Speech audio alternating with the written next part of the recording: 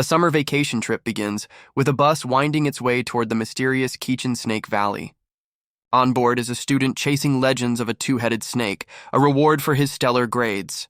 He's Sujo, a 17-year-old athlete who's convinced myths and legends are absolutely real. With a confident smirk, he reveals his ultimate goal, to become a genuine superpower wielder. He spends the ride debating online skeptics, mocking their simplistic view of the world. His best friend looks on with weary resignation, but Sujo is clearly enjoying the digital chaos. The friend, Shiao tries a different tactic, homework, only to be told his work will be copied.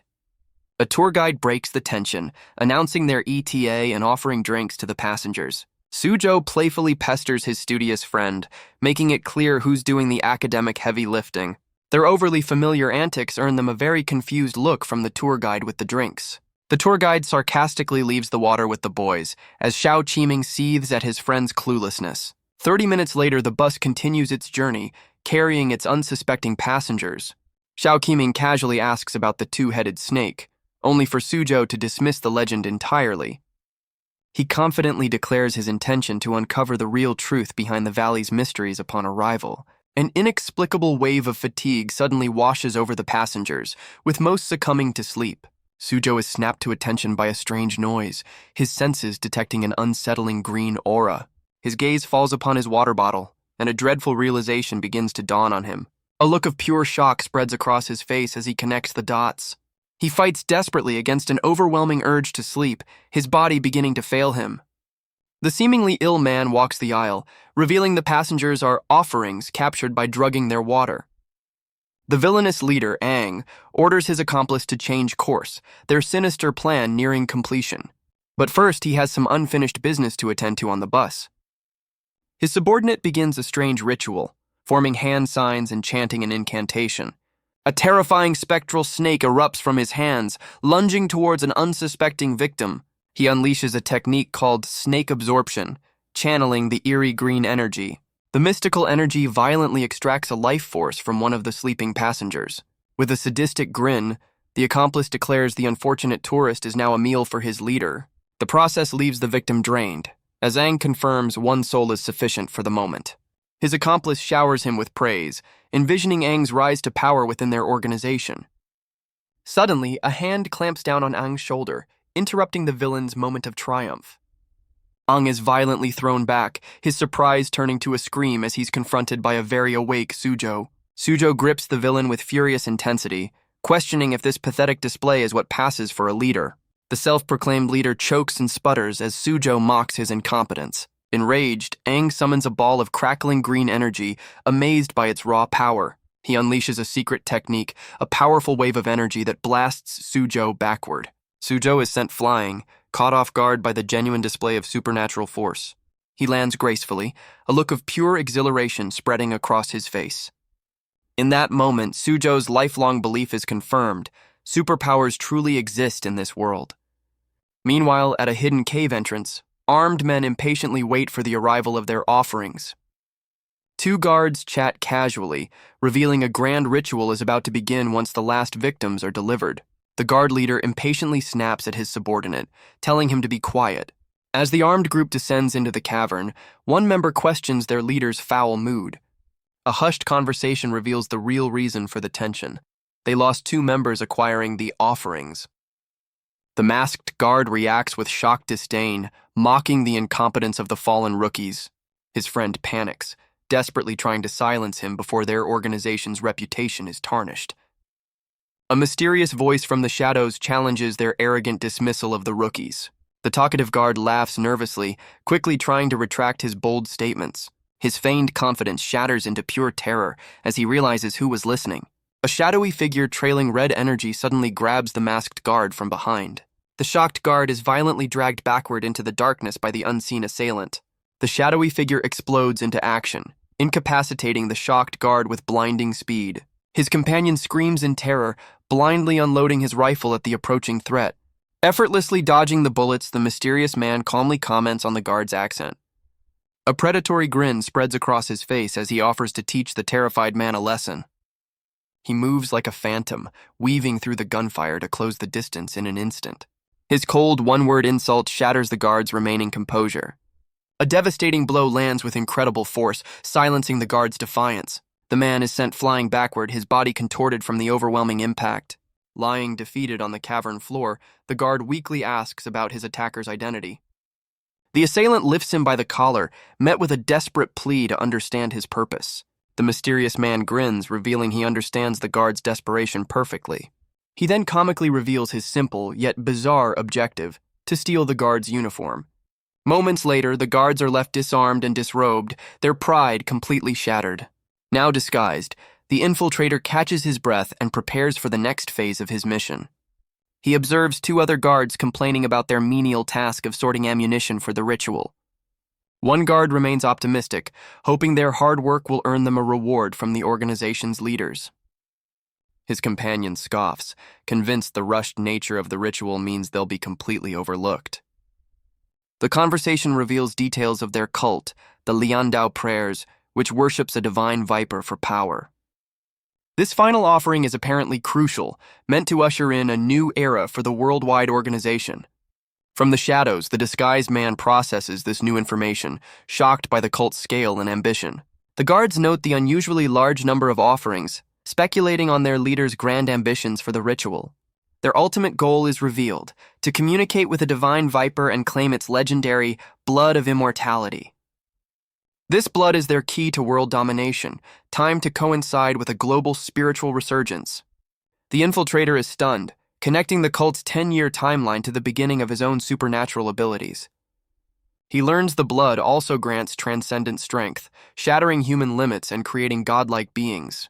The disguised man trembles with excitement, realizing the cult is on the verge of making history. In a flash of insight, all the strange events of his past suddenly make perfect sense. He recalls his own superhuman feats and ghostly encounters, finally understanding their true origin. The shocking truth dawns on him: he was one of the first commoners to experience a transcendent awakening. The two cultists snap out of their daydream, realizing they've been slacking off from their duties. The two guards decide to rush their task, hoping to witness the grand ritual for themselves. Overhearing their plan, the infiltrator's attention is immediately drawn to the mention of an armory. Deep within the cavern, a massive congregation of cultists chants in unison before a glowing, snake-adorned altar. A high priest raises a sacred artifact, channeling immense power to summon the legendary blood of the holy viper. Ethereal green spirits rise from the crowd as the cultists offer their life force, desperate to achieve transcendence. The cult leader, a man with a chilling golden eye, promises his followers a stairway to immortality. A violent surge of green energy explodes from the altar, signaling the arrival of a powerful entity. A colossal, spectral viper manifests from the energy, coiling protectively around the high priest. With the holy viper summoned, the leader triumphantly calls for the offerings to be brought forward. The entire cult turns with feverish anticipation toward a massive stone door, awaiting the final sacrifices for their rebirth. The massive stone doors grind open, heralding the arrival of the final sacrifices. But the cult leader's expectant gaze is met with a shocking and unexpected sight. Two strange bottles fly through the air, a different kind of offering for the waiting cult. A guard's face contorts in terror as he recognizes the objects as grenades. The cavern is rocked by a massive explosion, throwing the sacred ritual into disarray. A commander frantically orders his men to form a defensive line and neutralize the intruder. From the smoke, a figure emerges, mocking their ancient beliefs and calling them lunatics. The furious guards ready their weapons, screaming that this new era belongs to them. The infiltrator's eyes gleam with cold determination, unfazed by their threats. He reveals a heavy machine gun and a manic grin, ready to give them a taste of modern warfare. The story flashes back to a desperate phone call from Suzhou, begging his friend for help with an exam. Xiao Qiming calmly listens from his luxurious home, sarcastically asking if his friend needs to copy his homework again. Suzhou's elaborate cheating plan is immediately foiled when he learns they won't be in the same room. With a confident look, Xiao Qiming promises to find a way to help his panicking friend survive the test. Back in the present, the injured Suzhou dramatically laments how he's risking his life for his unreliable friend. He examines his wounded hand, comically worrying about how much food he'll need to recover. A determined glint appears in his eyes as he decides his wealthy friend will be footing the bill. He grips his heavy weapon, declaring that a meal of sweet and sour shark is the least he deserves. Having settled his priorities, he roars at the cultists, finally ready to engage them. The cult leader turns in shock, his ritual completely interrupted by the bizarre intruder. Suzhou boldly confronts the high priest, ordering him to cease the nonsensical chanting. With a furious roar, he unleashes a blast from his weapon, demanding the safe return of Xiao Qiming. The projectile explodes with devastating force, sending a shockwave through the cavern. The high priest merely laughs, mocking the arrogant commoner and heralding the world's end. He suddenly appears behind Suzhou, whispering that only the Viper's chosen will achieve eternal life. The priest condemns the boy to an eternal fall, dismissing him as nothing more than an ant. A blade of green energy slices across Suzhou's chest, but he grits his teeth through the pain. The priest recoils in shock, seemingly suffering a backlash from his own attack. He scoffs at the idea that a mere commoner could ever hope to destroy his holy organization. Suzhou stumbles backward from the impact, wounded but not yet defeated. A blinding pillar of light suddenly erupts from the altar, shocking the cultists. The high priest stares in awe, recognizing the impossible power before him. The light coalesces into a divine form as he confirms the holy viper is materializing. He descends into a fit of maniacal laughter, convinced his organization is now unstoppable. Suzhou watches in horror, realizing the ritual is succeeding despite his intervention. The priest smirks, declaring that the holy viper's awakening can no longer be prevented. Suzhou's thoughts race, knowing his friend will be in even greater peril if the cult succeeds. His eyes widen as a critical detail about the offerings suddenly clicks into place. He recalls the cultists waiting at the door, realizing the sacrifices were never brought inside. The shocking truth hits him. Xiao Qiming isn't in the cavern at all. With renewed purpose, the infiltrator decides to stop the ritual and ensure no one leaves the cavern alive. The high priest scoffs, confident he'll crush the intruder after achieving his ultimate power. The infiltrator's initial surprise gives way to a slow, chilling laugh. He mockingly compliments the priest's agility, despite trembling from his injuries. With a cold stare, he hints that the priest overlooked a fatal detail. He bites down on a detonator, revealing the priest's mistake was not silencing him. The priest's arrogance shatters as he understands the intruder's true plan. The infiltrator reveals a massive pile of C4, sarcastically thanking them for raiding their own armory. He confirms their only escape route, the main doors, are now rigged to blow. The high priest cries out in pure agony, watching his decades of planning crumble before his eyes. With a look of cold resolve, the infiltrator decides to return the cult's generosity in kind. He bites down on the detonator, initiating a final, devastating act of defiance. The cavern erupts in a cataclysmic explosion, engulfing everything in its path. The high priest is consumed by the blast, his dreams of immortality turning to ash. Even the mighty spectral viper is ripped apart by the sheer force of the modern explosives. As darkness closes in, the infiltrator's final thoughts turn to his friend, Xiao Qiming. The scene flashes back to a classroom where a teacher announces the final 10 minutes of an exam. A younger Suzhou stares at his test paper in desperation, cursing his absent friend. Suddenly, a familiar voice crackles over the school's broadcast system, catching Suzhou by surprise. A light bulb of realization dawns on the panicked student as his friend's voice continues to broadcast. Suzhou frantically scribbles down the answers, hailing his friend's brilliant, if chaotic, plan. The broadcast causes chaos, with a furious teacher trying to shut down Xiao Qiming's disguised help. As his consciousness fades in the present, Suzhou's final thought is a fond insult for his reckless friend. The cavern is consumed by a blinding, fiery blast, tearing through the cult's sanctuary. Elsewhere, the shockwave from the explosion ripples through the cavern, blasting open a heavy wooden door. The scene shifts to a storage room where the ground trembles violently from the blast. Inside, the unconscious passengers, including Xiao Qiming, are scattered across the floor. The violent shaking jolts Xiao Qiming awake, his eyes snapping open in confusion. He sits up abruptly, trying to identify the source of the deafening noise in the darkroom. Stumbling out into the ruined cavern, he struggles to remember anything after being on the bus. His first thought is for his friend, and he desperately calls out Suzhou's name. He stumbles upon a grim scene, questioning the fate of the cultists and the cause of the chaos. Xiao Qiming pushes deeper into the ruined cavern, surveying the absolute devastation. He connects the explosion to the rubble around him, a terrible suspicion forming in his mind. A mysterious voice cuts through the silence, urging him to continue forward. Startled, Xiao Qiming whips around, searching for the unseen speaker. The voice directs his attention, prompting a frantic inquiry about Suzhou's well-being. Following the command to look down, his eyes widen with dawning horror. He finally spots a hand emerging from the debris, realizing his friend is buried beneath it. With a surge of adrenaline, he rushes to the pile, determined to save Suzhou. Xiao Qiming digs frantically through the rubble, his hands trembling with the effort. He grits his teeth, straining against the immense weight of the collapsed cavern. With a desperate heave, he throws a massive boulder aside, calling out his friend's name. The mysterious voice urges him on, revealing Suzhou is buried even deeper in the debris. Panting and sweating, Xiao Qiming's gaze hardens with unwavering resolve. He finally uncovers his friend's upper body, horrified by the scale of the destruction. His eyes burn with desperation as he calls out to his unresponsive friend one last time. Fueled by sheer willpower, he unleashes a final, desperate burst of strength to clear the rocks. His hands are torn and bleeding, but he refuses to stop his frantic rescue attempt. He finally clears his friend's face, only for Suzhou's eyes to snap open with a wild, unsettling grin. Xiao Qiming weeps over his friend, only for Suzhou to erupt into unsettling laughter. The mysterious voice mocks Xiao Qiming's exhaustion, prompting a desperate plea to save his friend. The voice cruelly informs him he's too weak and anemic to offer any help. A wave of despair washes over Xiao Qiming as he absorbs the devastating news. He kneels beside a massive ritual circle with Suzhou lying unconscious at its very center. With newfound determination, he places his hand on the bloody sigil and begins a solemn chant. He traces the lines with his own blood, reciting a forgotten prayer to an ancient power. He collapses onto the circle, his body trembling as he continues the desperate incantation.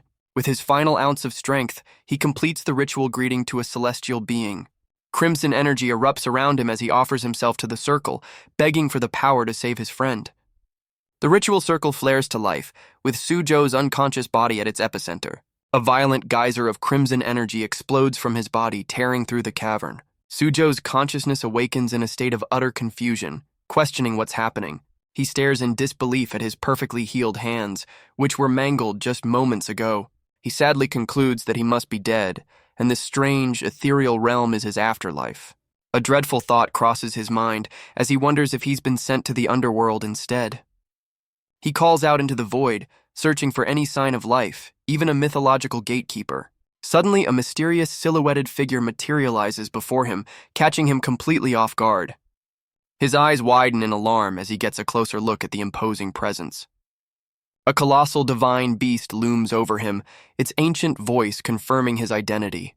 The divine beast makes a strange request, telling Suzhou it needs him to form a contract.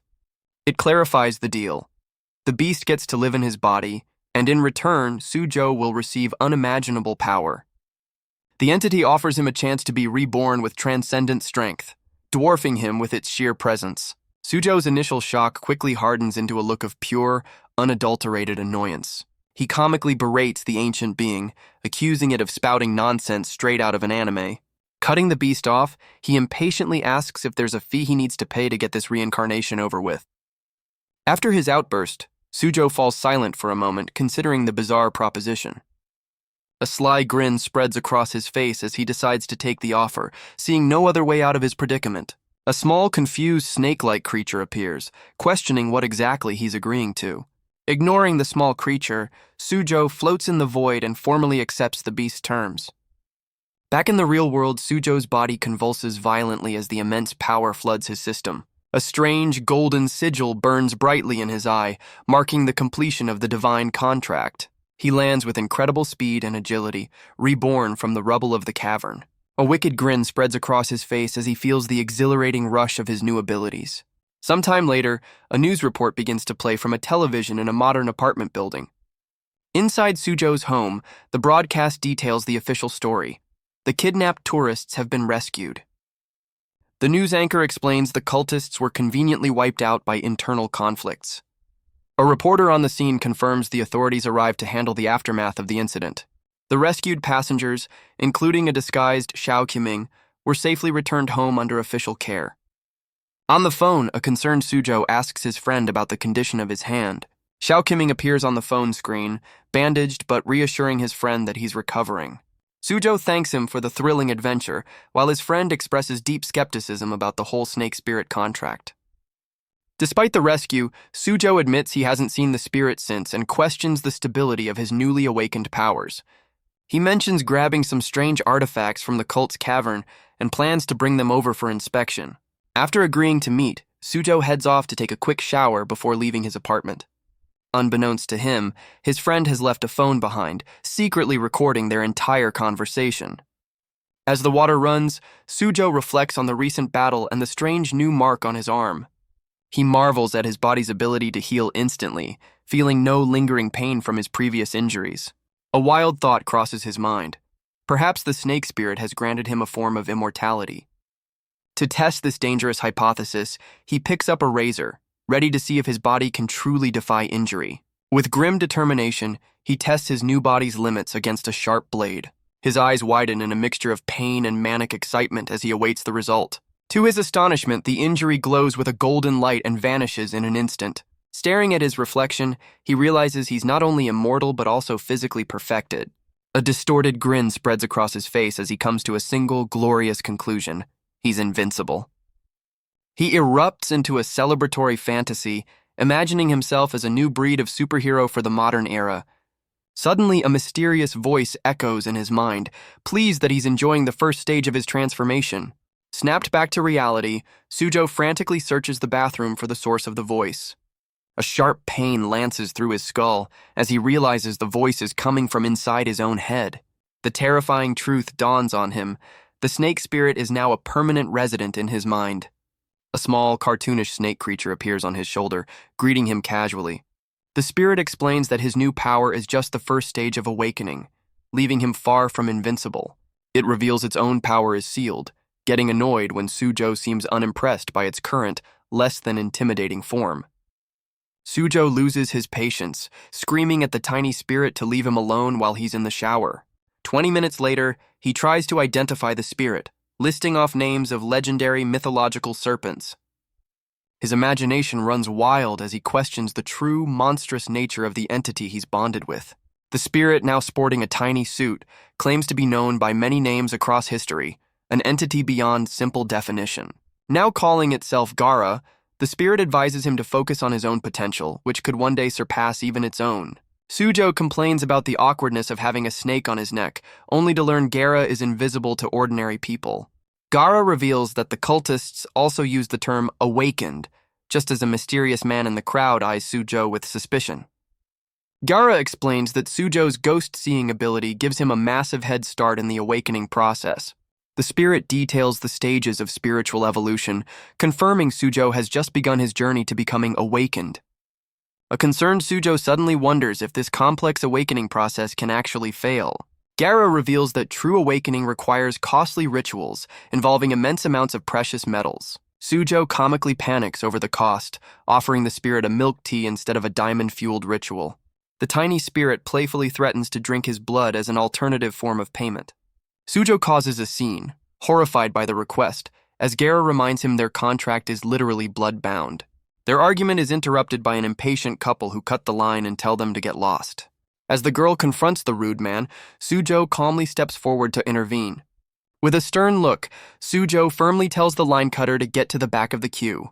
The line cutter stares back, clearly unimpressed by Sujo's demand.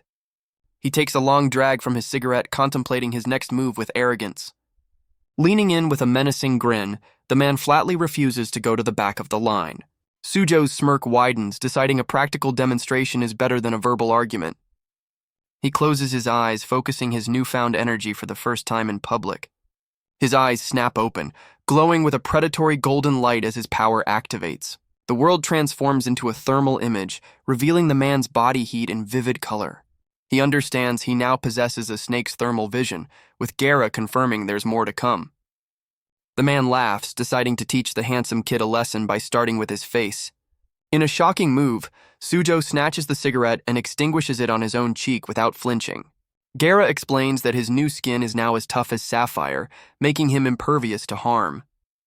The spirit reveals he also possesses incredible speed, able to strike before his prey can even react. Sujo prepares to unleash his newfound power, a blur of motion and focused intent.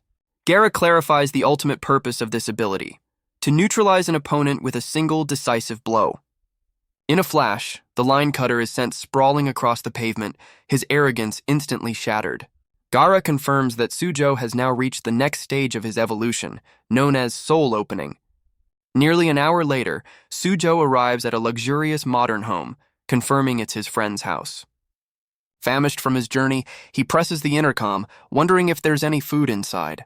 He leans into the speaker, desperately pleading for Xiao Qiming to let him in for a meal. After his frantic plea, Suzhou steps back from the door, waiting for his friend to answer. The door opens to reveal a woman in a wheelchair, engrossed in a comedy show on her phone. She wheels herself forward, a soft sound marking her approach. It's Xiao Qiming's mother, Wenyi Yufeng, who laughs despite being connected to an IV drip. Suzhou is shocked to see her, but she waves off his concern and directs him upstairs to find his friend. He politely thanks her before heading inside.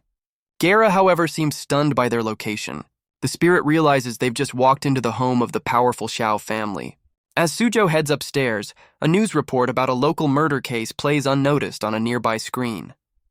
Left alone, his friend's mother offers a quiet, knowing smile. She reflects on life's many challenges, hinting at a deeper story. Xiao Qiming finally meets the tiny snake spirit responsible for saving them. Suzhou is delighted to learn the creature has a name, holding it up for inspection. His friend, however, is confused by the spirit's less than intimidating current form. The tiny serpent formally introduces itself as Guerra. Suzhou vouches for his friend's character, noting only his frail health. He eagerly asks if an awakening could cure Xiao Qiming's chronic illnesses for good. Guerra reveals the truth is far more sinister than a simple physical ailment. The two friends are stunned to learn Xiao Qiming is actually cursed. The spirit confirms the curse extends to his mother as well, affecting them both. Guerra explains their vitality is being deliberately drained by summoned evil spirits, a process accelerated by the world's spiritual resurgence. The spirit reveals the curse will bind them together in suffering until their final breath. Suzhou is horrified by the cruel fate awaiting his friend and his mother. Guerra elaborates that the curse was originally aimed at Xiao Qiming's mother, but was transferred to him as a child. A dark realization dawns on Xiao Qiming as he connects the curse to his parents' enemies from a decade ago. He recalls a time when his family's immense wealth attracted dangerous rivals who threatened their very existence. These enemies were forced to operate in the shadows, using supernatural means to avoid attracting official attention. He finally understands that their lifelong illnesses were never natural, but the direct result of this sinister curse. Overcome with rage, Xiao Qiming smashes his fist into the floor, the force of his anger cracking the very ground beneath him. Suzhou is equally enraged, declaring that the cowards who would target a child and his mother deserve a terrible fate. With the room itself seeming to react to his fury, Suzhou turns to Guerra, determined to find a way to break the curse. Guerra explains the situation is complicated, revealing the only solution is for Suzhou to become fully awakened. Suzhou's resolve hardens, realizing this power is the only way to save his friend and his mother. His eyes blaze with golden light as he accepts his new purpose, declaring he's prepared to pay any price. Xiao Qiming is visibly moved by his friend's unwavering loyalty and intense determination. But before embarking on this noble quest, Suzhou turns away with a different priority in mind. He spins back around, his heroic expression replaced by something far more practical. With a comically greedy grin, he asks his wealthy friend to front the cash for his power-up. A thought bubble shows both Suzhou and Guerra panicking over the immense cost of the awakening ritual. Xiao Qiming unfurls a ridiculously long list of exotic and expensive materials required for the process. He casually announces the total cost and agrees to foot the bill, much to his friend's astonishment. Suzhou justifies the cost, explaining his friend has always been his personal bank account. He frames the massive expense as a worthy investment in their shared survival. But Guerra reveals their shopping list isn't quite complete yet. The tiny spirit ominously declares they still need to acquire a devil's heart. Both friends are stunned as Guerra confirms they must hunt and slay a demonic spirit. Suzhou is immediately ready for a fight, but Guerra admits it has no idea where to find one. The spirit warns that these evil entities are far more dangerous than common ghosts. Overwhelmed by the impossible task, Suzhou collapses onto the couch in defeat. Suddenly, a news bulletin about a local serial killer catches Xiao Qiming's attention. He points to the screen, revealing the man in charge of the case is Suzhou's own father. The news report details a brutal serial killer case, with Suzhou's father confirming conventional weapons were not used. Suzhou is stunned to see his mother appear on the broadcast as the forensic expert. His mother reveals a chilling conclusion. The victims were attacked by demonic creatures. Both Suzhou and Guerra realize their impossible quest has just found its first lead. 2 hours later, Xiao Qiming has already formulated a detailed plan of action for his friend. He outlines their first two objectives: hunt evil spirits for their hearts and create protective talismans. The third goal is to acquire a weapon and capture the serial killer, who they now suspect is possessed. Xiao Qiming simplifies their mission. They need a weapon to hunt and eliminate these evil spirits. Suzhou admits he's already searched for a weapon online, but came up empty-handed. Xiao Qiming points out that obvious weapons like swords would draw the attention of the police, including Suzhou's own father. Xiao Qiming points out that even common tools like an axe or hammer would need a toolbox to avoid suspicion. He then dismisses the idea entirely, explaining that bladed weapons are restricted and would only cause trouble. Suzhou innocently suggests they just get a gun, earning an exasperated look from his friend. Both Xiao Qiming and Gara comically disown him for the dangerously simplistic suggestion. After an hour of fruitless searching, Suzhou collapses in defeat, frustrated by their lack of a viable weapon. Xiao Qiming suddenly remembers the bag of artifacts Suzhou salvaged from the cult's cavern. Suzhou excitedly pulls out an old book, convinced it's an ancient codex full of powerful secrets. Gara immediately crushes his hopes, revealing the book is just a collection of useless nonsense. Undeterred, Suzhou brandishes a gaudy trophy, certain its sharp edges could be a deadly weapon. The tiny spirit delivers another reality check, explaining the cheap metal wouldn't even scratch an evil spirit. Frustrated, Suzhou dumps his bag out, sarcastically questioning the usefulness of its contents. As the junk spills onto the floor, Gara spots a small, overlooked package. The tiny spirit picks up the package, insisting this particular item is genuinely effective. Unwrapping it reveals a pile of wood shavings, leaving Xiao Qiming thoroughly unimpressed. Gara reveals the shavings are actually fragments of a legendary holy relic with exorcism properties. The spirit explains that these fragments can alleviate the pain caused by Xiao Qiming's curse. Suzhou immediately shoves the holy relic into his friend's shirt, demanding he test it out. He impatiently presses the package against Xiao Qiming's chest, waiting for a reaction. To his astonishment, Xiao Qiming feels an instant surge of energy and finds it easier to breathe. Suzhou teases his friend for his surprise, while Xiao Qiming admits no medicine has ever worked so well. Gara presents another item from the bag, an old pocket watch it deems very important. A sudden flash of insight hits Suzhou, leaving the tiny spirit completely bewildered. He decides that with his new powers, even the most mundane weapon will suffice for their hunt.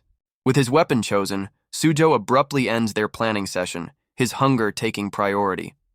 Xiao Qiming questions his friend's absurd weapon choice, but Suzhou is only focused on getting food.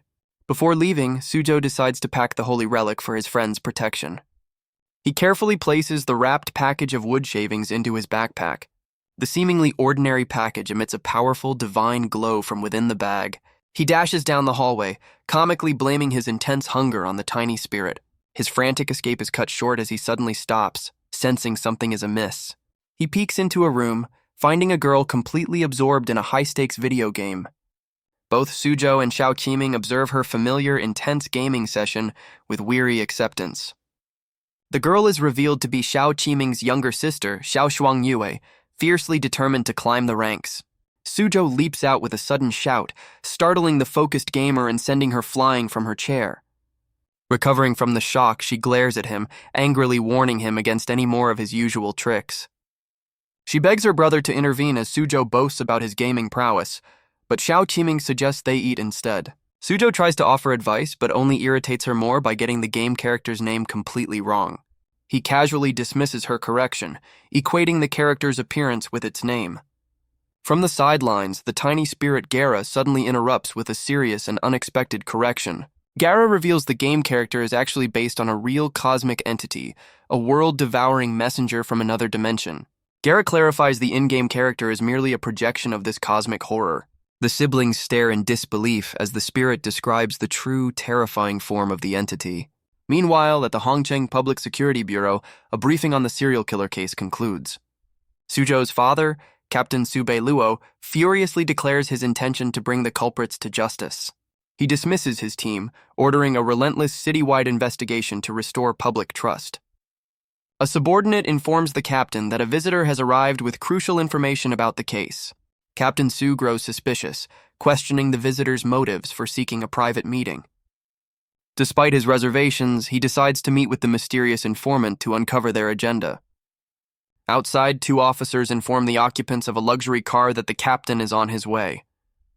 Captain Su arrives to find the visitor insisted on waiting for his personal permission to park, a clear power play.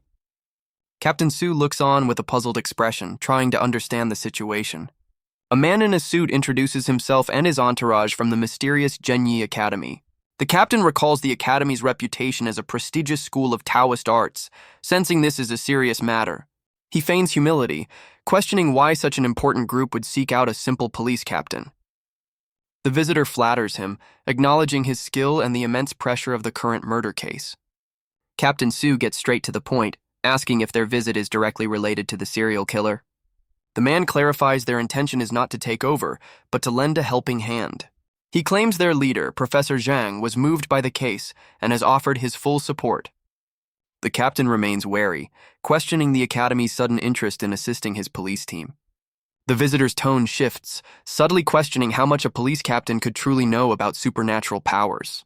On a video call, the forensic expert confirms her shocking conclusion: the case is undeniably supernatural.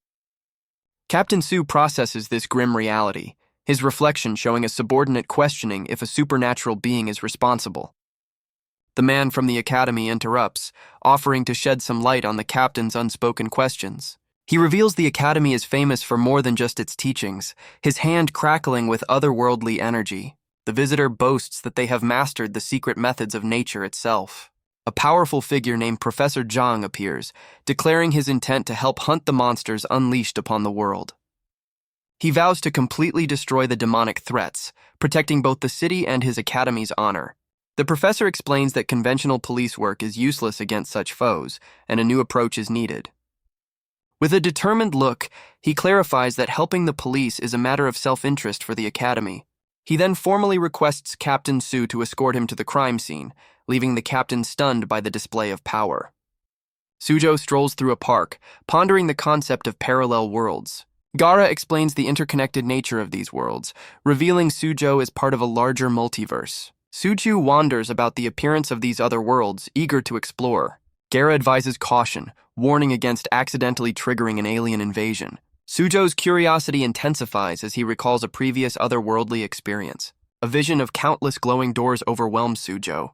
Gaara explains these doors are gateways to various worlds. The spirit reveals that sealed doors represent worlds trapped by powerful entities. Gaara recounts its own imprisonment, sealed within a pocket watch by the Prayer Alliance. Suzhou recognizes the pocket watch, recalling it from the cult's offerings. Suzhou panics, thinking he's lost the crucial pocket watch, but Gaara calmly reassures him it's safe. His relief is short-lived as the spirit warns of a far greater danger from awakening gods and demons. Gaara explains that this spiritual resurgence will cause the ancient seals holding back powerful entities to crack. The spirit paints a grim picture of these beings invading Earth, heralding the end of the world. It reveals a precise countdown to this apocalypse, giving humanity just over 50 years. Gaara continues the countdown with chilling accuracy, down to the very hour. A monstrous vision appears as the timer ticks down to the final seconds. The spirit recalls the moment of its own sealing, standing alone before countless mystical gateways. Gaara reveals a fundamental truth of the transcendent world. Earth is the center of the spiritual universe. Suzhou realizes this is how Gaara was summoned, as the spirit confirms all freed demons will converge on their world. Gaara explains the demons are using the resurgence as a key, an act that could lead to the universe's destruction. The tiny spirit vows to stop this catastrophe, using its head start and newfound power. Suzhou understands their new mission, to stop the demonic invasion before it begins. He questions their ability to resist, realizing they must gain immense power to defend their world. Gaara agrees, telling Suzhou his path is to become a true awakener. The spirit stresses the importance of a demon's core, urging a quick investigation for any traces. While Gaara doesn't know the exact location, it reveals they have a way to track their target. The spirit explains that all life contains spiritual energy, a constantly flowing element. This flow leaves behind residual traces, a trail that can be followed using spiritual vision. Suzhou is stunned as his vision shifts, allowing him to see the spiritual energy flowing within a nearby ghost. Gaara explains spiritual vision can be used to track energy, dodge attacks, and even see invisible foes. Suzhou is thrilled, believing this overpowered skill will make their demon hunt incredibly easy. The spirit clarifies that Suzhou is just borrowing its power and must learn the skill for himself. He immediately tries to force the skill, but Gaara warns that even a genius took a week to learn it. The tiny spirit grows frustrated with his antics, telling him to take the training seriously. In a bizarre turn, the scene's artist complains that he can no longer continue drawing this nonsense. The artist throws his pen in frustration as Gara declares it has never met such an idiot in all its lifetimes. Sujo's eyes suddenly blaze with power, revealing he mastered the complex skill in just 1 minute.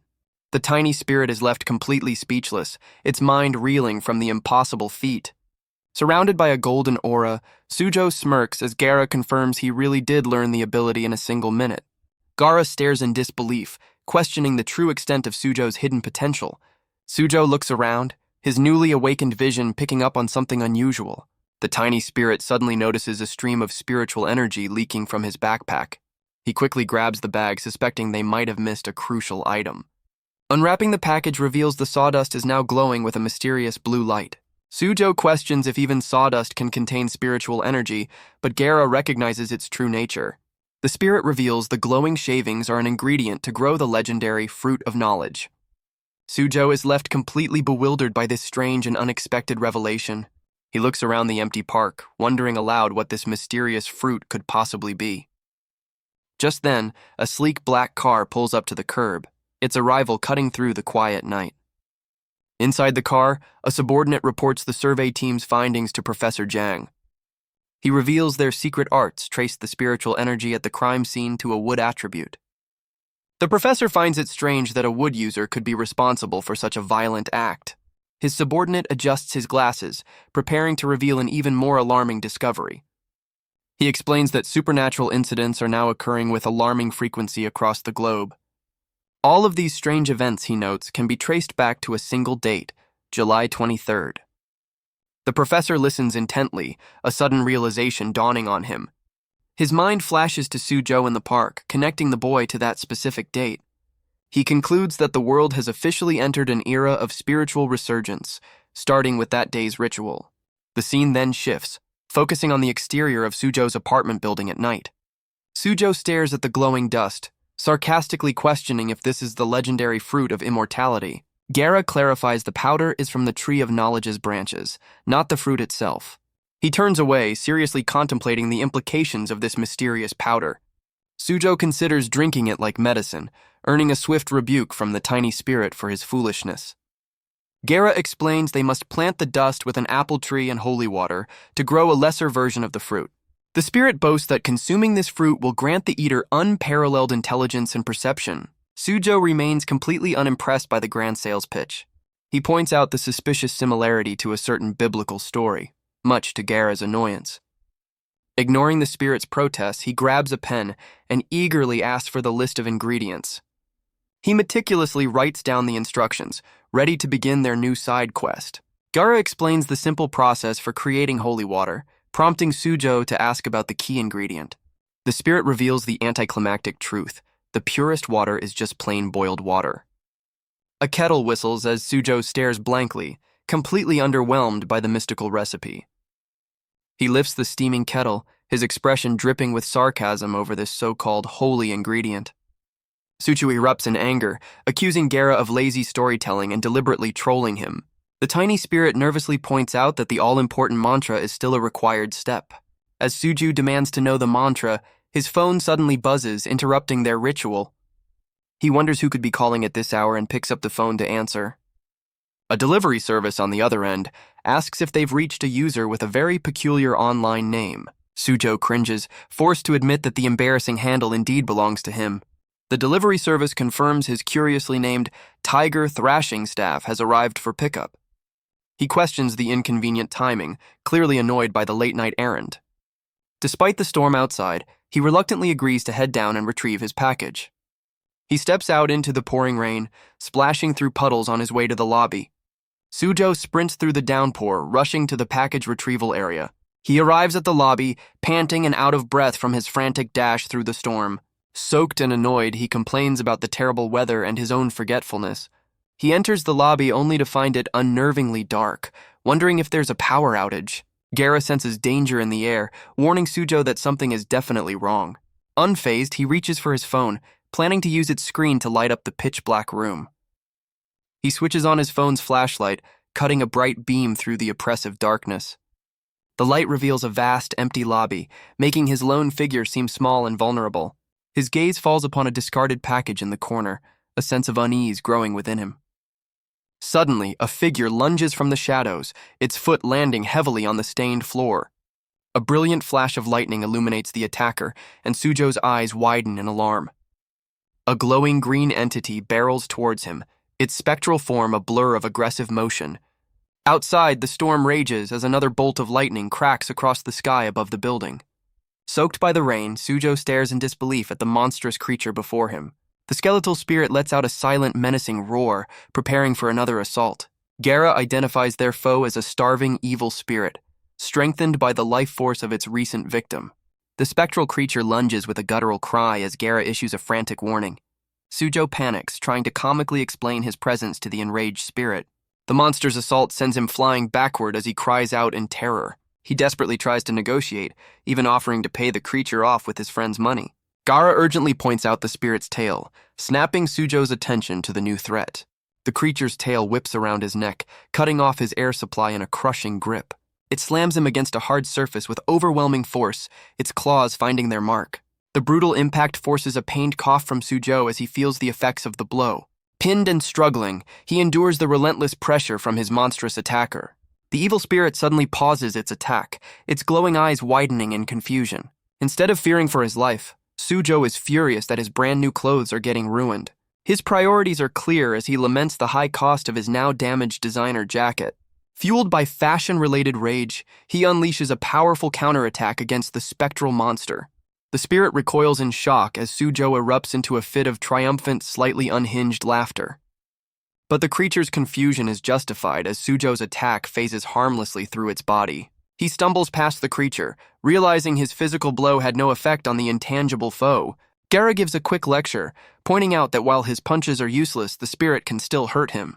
Now facing the reality of the situation, he turns to his tiny companion for a viable battle strategy.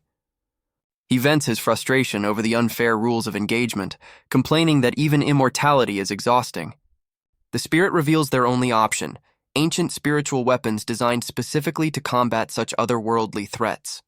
Gaara reveals the secret to fighting spirits lies in powerful enchantments. The spirit explains that the type of weapon is irrelevant, only its magical properties matter.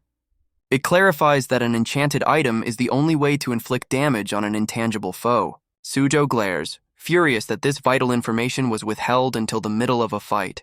He dodges another blow, accusing the spirit of waiting for him to be defeated before helping. A sudden realization hits him: his chosen weapon is still locked away in the delivery cabinet. He now understands his objective is to get past the monster and retrieve his package. The creature launches a swift projectile, forcing him to react with incredible speed. As the monster charges again, Sujo prepares to evade the incoming assault. He narrowly dodges a powerful swing, using his enhanced reflexes to stay one step ahead. With a manic grin, Sujo taunts the creature, certain its incredible speed is now its biggest weakness. He calculates he has just 2 seconds to reach his goal, which is more than enough time to retrieve his weapon. Leaving the spirit in his dust, he dashes across the lobby towards the delivery cabinets. Both he and Gaara share a moment of premature celebration, confident they've made it. His victory is cut short by modern technology as he impatiently waits for his phone to scan the retrieval code. Gaara questions the logic of this process, while Sujo complains about his ancient phone and terrible signal. A sudden error message appears on the screen, and the tiny spirit comically accepts their impending doom. As the monster closes in, he makes one last desperate attempt to scan the code. The creature lunges, its massive jaw open wide as it descends upon the distracted Sujo. A powerful force erupts from the side, sending a shockwave through the lobby and catching the monster by surprise. Lightning cracks across the sky as the delivery cabinet explodes with incredible force. The powerful blast sends a shower of packages flying through the lobby. A distorted automated voice echoes through the chaos, reminding the recipient to retrieve their item. The delivery slip for Sujo's tiger-thrashing staff flutters amidst the debris. Blown back by the explosion, Sujo now clutches his newly acquired weapon. The automated message finishes its instructions as the storm rages on outside. With his weapon in hand and eyes glowing, he issues a silent, deadly promise to his foe. Facing the stunned spirit, Gaara urges him to begin the weapon enchantment immediately. The spirit explains the ritual requires engraving a scripture and using his own blood. Sujo confidently dismisses the complexity, boasting that he can understand anything Gaara tells him. Gaara recites a complex scripture, leaving Sujo utterly baffled by the ancient language. The spirit unfurls a scroll, and Sujo's confidence shatters at the sight of the intricate text he must now engrave. A comical cutaway shows him breaking the fourth wall, complaining to the author about the impossible task. He meticulously carves the symbols onto his staff, muttering threats under his breath as Gaara gives him pointers. The pinned evil spirit lets out an enraged roar, growing impatient with the lengthy enchantment process. Sujo casually tells the monster to shut up, treating the life-or-death battle like a quiet calligraphy session. Gaara notes the creature's roar is a spiritual attack, but Sujo is already immune and focused on finishing his work. Outside, lightning cracks across the sky, mirroring the powerful energy building within the lobby. With the engraving complete, Gaara reveals the final step. He must anoint the weapon with his own blood. A wild grin spreads across Sujo's face as he prepares to complete the ritual, finding this part far easier. He calmly coats the engraved staff with his own blood, unconcerned by the minor injury. The staff begins to glow and vibrate, and he eagerly asks Gaara for the final incantation. The tiny spirit watches with a serious expression, acknowledging his host's reckless determination. He stands ready, brandishing his newly empowered weapon at the stunned evil spirit. Gaara recalls the recipe for holy water, noting that simple boiled water is the key ingredient. Sujo's excitement fades as he questions how they can possibly find boiled water in the middle of a fight. The grim reality of their situation dawns on him as the monster waits impatiently. The evil spirit loses its patience and lunges forward for another devastating attack. He desperately parries the blow, arguing that they should skip the holy water, but Gaara refuses to cut corners. Gritting his teeth, Sujo realizes they're stuck at the final step with no way to complete the ritual. Suju has a sudden realization mid-battle. He questions Gaara about the origins of holy water rituals. Sujo connects the ritual's origins to ancient knowledge. A flashback depicts the ancient belief about unrooted water. The image shows ancient practices involving this special water. Suju deduces the source of this unrooted water. He makes a daring move, reaching out into the storm. Gaara observes Sujo's risky gamble with concern. The evil spirit unleashes a furious cry. Suju begins chanting, preparing a counterattack. He continues his chant, gracefully evading the creature's desperate lunge. The rain-soaked ground ripples as he completes the final words of the ancient incantation. Leaping into the storm-filled sky, he channels the lightning's power into his weapon. With a focused breath, he prepares to unleash the staff's newly awakened holy energy. He spins through the air, swinging the glowing staff in a devastating golden arc. The evil spirit can only watch in horror as the sanctified weapon closes in. A direct hit sends the creature reeling, its spectral form destabilizing from the impact. Using the monster's own conjured eye as a springboard, Sujo presses his advantage. He brings the staff down in a final, decisive blow, shattering the spirit's defenses. Trapping the creature in a powerful hold, he smirks as its form begins to crumble away. His glowing eyes narrow as he declares his victory with a confident smirk. The next morning, a news broadcast reports on a massive explosion at the residential delivery office. A reporter on the scene confirms the cause is unknown, and the authorities are investigating the chaos. His report is suddenly interrupted by an older woman with a determined look on her face. She comically derails the broadcast, using her airtime to find a marriage partner for her child. As she lists her daughter's qualities, other residents in the background add to the chaos by asking about their packages. Back in his apartment, Sujo and Gaara watch the bizarre news report unfold on television. He holds a small potted tree, noting that the official story conveniently left out the part about a death. Gaara informs him he was lucky, revealing the spirit was a high-level entity capable of physical attacks. Sujo questions the new classification, as the tiny spirit confirms they faced a formidable foe. Gaara explains that higher-level spirits can retain their human consciousness, unlike their weaker counterparts. The spirit adds that benevolent ghosts avoid the living, while evil spirits have no such inhibitions. It confirms their foe was a rare type, its power amplified by the world's spiritual resurgence. Sujo listens intently, his expression grim as he absorbs the complex new reality of his world. Gaara reveals a silver lining. The spirit's immense power conveniently wiped all the surveillance footage. The tiny creature teases him for his poor disguise, calling him out as a reckless lawbreaker. Sujo comically deflects blame for the destruction, insisting he was the real victim in the fight. Gaara ignores his whining, revealing their powerful foe left behind a valuable spirit crystal. He remembers the spoils of his battle, presenting a handful of shimmering blue crystals. Sujo examines one of the gems, captivated by its beauty but clueless about its true value. Gaara explains the crystals are pure, condensed spiritual energy dropped by vanquished spirits. Sujo immediately asks about their practical application, eager to know their purpose. The tiny spirit gives a simple one-word instruction. He's supposed to eat them. Now in a tiger onesie, Sujo realizes eating them will boost his spiritual energy, just like food strengthens his body. His eyes sparkle with greed as he dubs the glowing gems power pills. He celebrates wildly, believing he's found a shortcut to becoming fully awakened. When he worries about dangerous side effects, Gaara bluntly informs him he'll just get an upset stomach. The spirit clarifies that this shortcut would result in a flawed awakening, far inferior to the proper ritual. Sujo's excitement deflates as he realizes the crystals are a low-quality power-up. Gaara reveals a better use for the gems, shifting the topic back to their Tree of Knowledge project. Still in his tiger onesie, Sujo presents the small potted tree, ready for the next step. He confirms the magical sawdust is mixed in, with only the holy water left to add. His eyes widen with a sudden brilliant idea. Gaara reveals the spirit crystals can be used as fertilizer to accelerate the tree's growth. Holding the container of crystals, he decides there's no time to waste.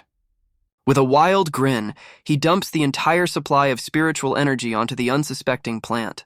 The tiny spirit instructs him to use his spiritual vision to witness the transformation. His eyes flare with golden light as he focuses his newfound power on the plant. A powerful green aura erupts from the pot as the tree begins absorbing the energy.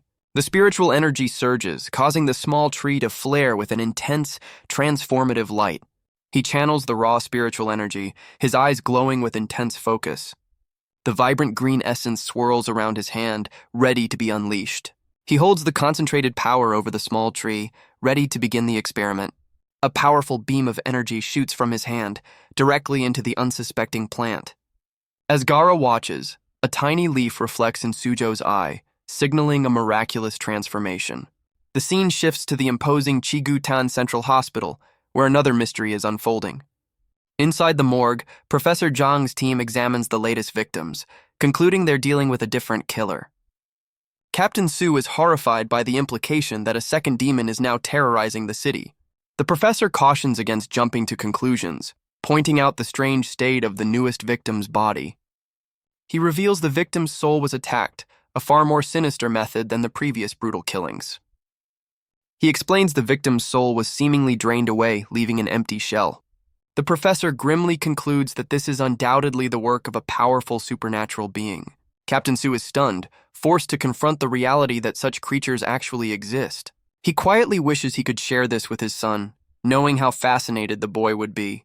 Meanwhile, one of the professor's aides begins a complex ritual, chanting an ancient incantation.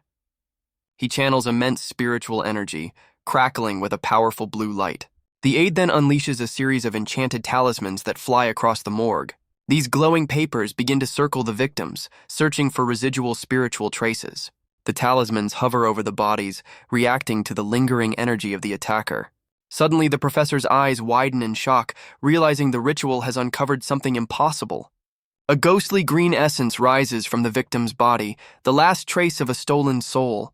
The professor confirms the man died at the hands of an evil spirit, which explains the drained life force.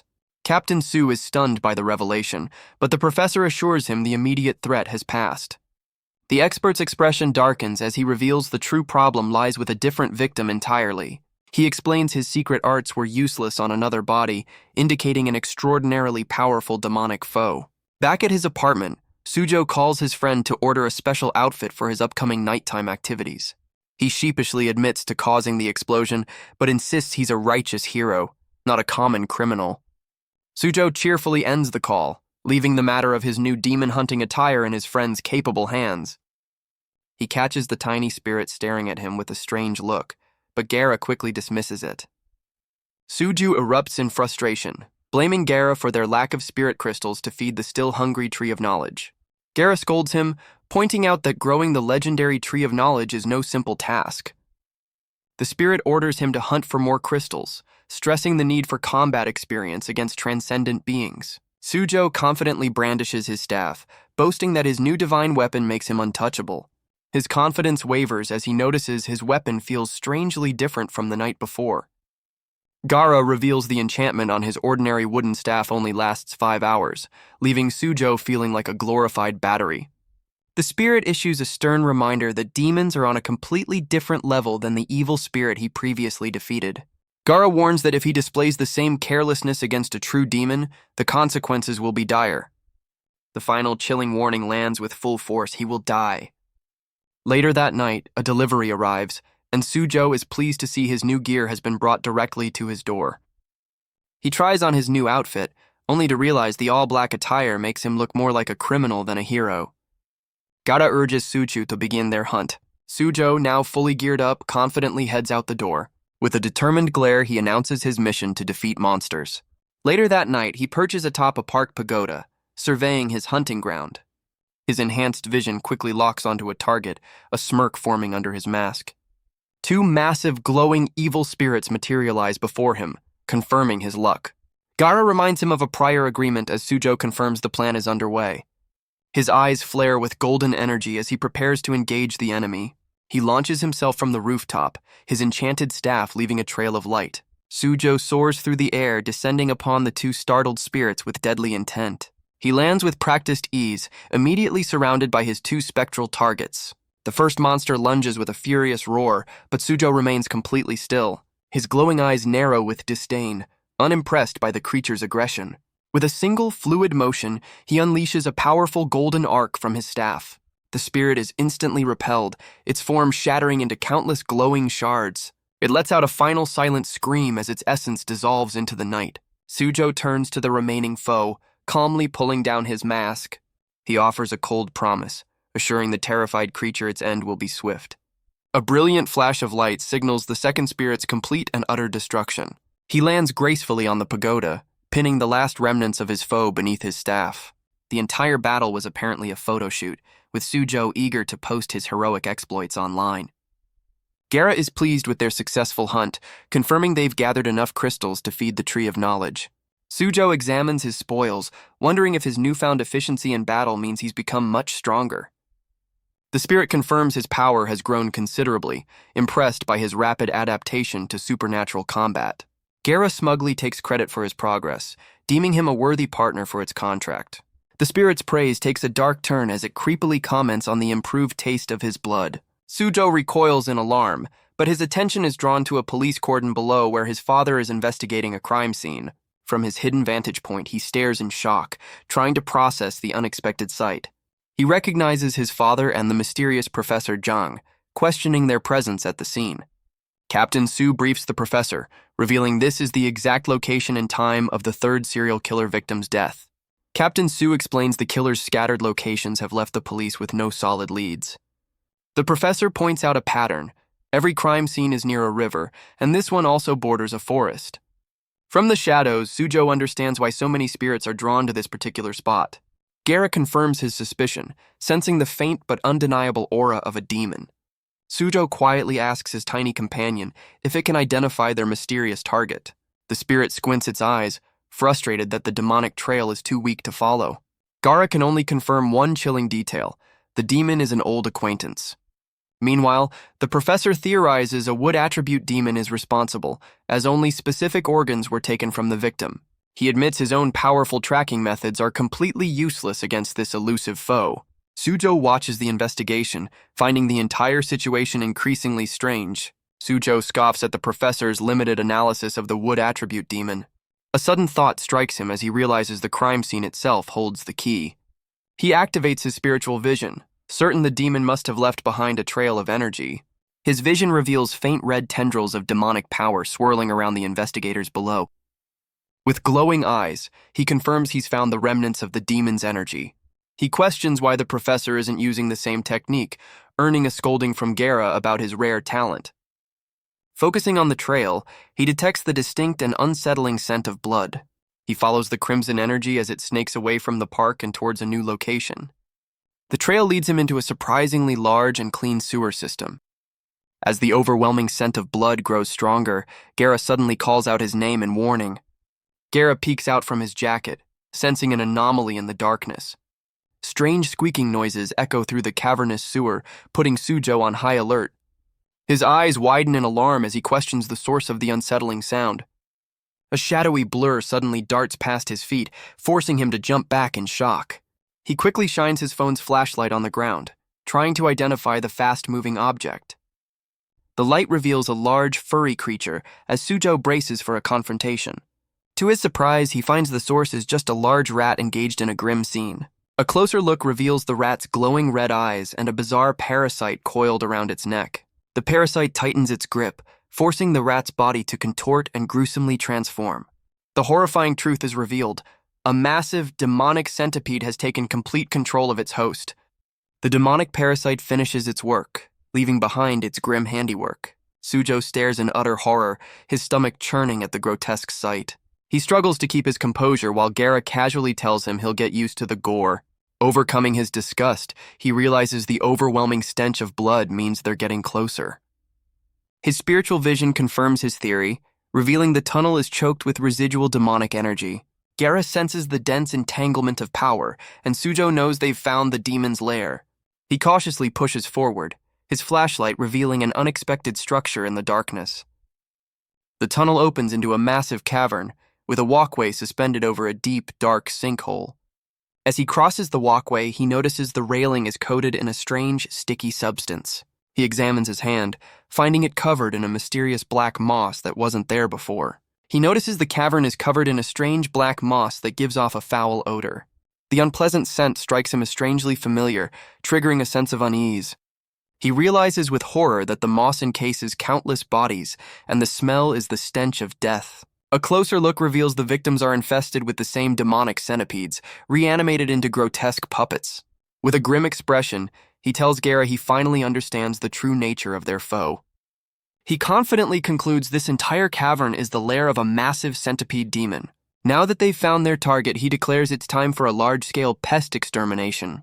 Instead of preparing for battle, he pulls out his phone, leaving Gara completely baffled. His brilliant plan is revealed. He's shopping online for a can of industrial-strength bug spray. Gara furiously slaps the phone away, questioning if its host has completely lost his mind. Suzhou panics as his precious phone goes flying through the air. He catches the device just in time, angrily questioning Gara's reckless actions. The tiny spirit interrupts his rant with a serious tone, getting his immediate attention. Gara directs his gaze to the dark sinkhole below, revealing something new. He peers down to find a disgusting cluster of white spherical objects deep within the pit. Realizing they're too far to see clearly, he cleverly decides to use his phone's camera to zoom in. He focuses the camera, getting a closer look at the strange, lumpy growths. A sudden blur streaks past his screen as a powerful presence begins to stir from the depths. A monstrous red head with green flames erupts from the pit, revealing the true master of the lair. The colossal demonic centipede towers over him, its immense size leaving him completely stunned. Suzhou nervously acknowledges the massive threat as Gara demands to know his plan. He immediately decides on a new strategy, running for his life from the colossal demon. Gara questions his cowardice, but Suzhou argues the demon's sheer size was not part of the plan. He flees into a narrow tunnel, ignoring the spirit's warning that he's trapping them both. The monster slams into the tunnel behind them, the force of the impact sending Suzhou flying. He comically pleads for mercy as he skids across the floor, narrowly avoiding the creature's wrath. Recovering from the blow, he grits his teeth, a determined glint in his glowing eyes.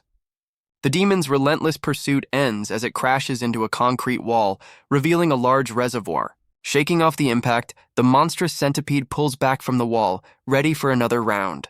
The tiny spirit issues a grim warning, sensing the creature is preparing to attack again. Suzhou plants his staff, bracing for the aftershock of the demon's powerful impact. He comically begs the creature to stop its reckless assault, fearing for his own safety. The massive centipede recoils from the rubble, its spectral form towering over the lone hunter. His fear turns to confidence as he considers the potential spoils of defeating such a massive beast. He recalls his previous battles, realizing that every monster has a critical weakness to exploit. Gara listens intently, waiting for him to reveal his grand strategy against the colossal foe. Suzhou concludes that no matter its terrifying size, their enemy is still just an insect. With a new plan in mind, he leaps towards the demon, aiming directly for its head. He channels immense power into his staff, unleashing a devastating downward strike on the creature.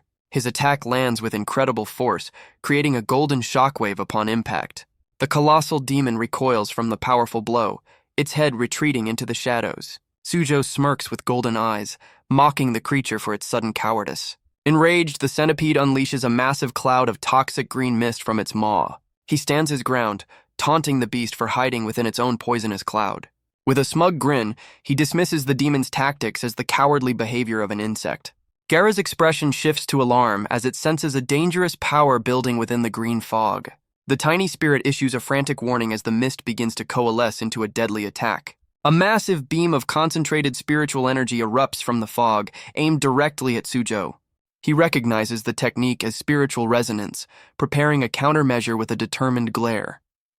A wall of jagged crystalline energy erupts from the ground, forming a powerful defensive barrier. Suzhou smirks, revealing the demon's sonic attack is completely ineffective against him. He adds that the attack has foolishly revealed the creature's exact location within the fog. With a ferocious cry, he lunges through the mist, ready to deliver a crushing blow. He swings at where the demon's head should be, only to find it has vanished. His eyes widen in shock as he realizes the demon is launching a second attack from its tail. The colossal creature reappears above him, its tail now glowing with deadly spiritual energy. He expertly deflects the surprise energy blast, impressing the demon with his quick reflexes. Undeterred, Suzhou grins with predatory confidence, promising the creature its tricks won't save it.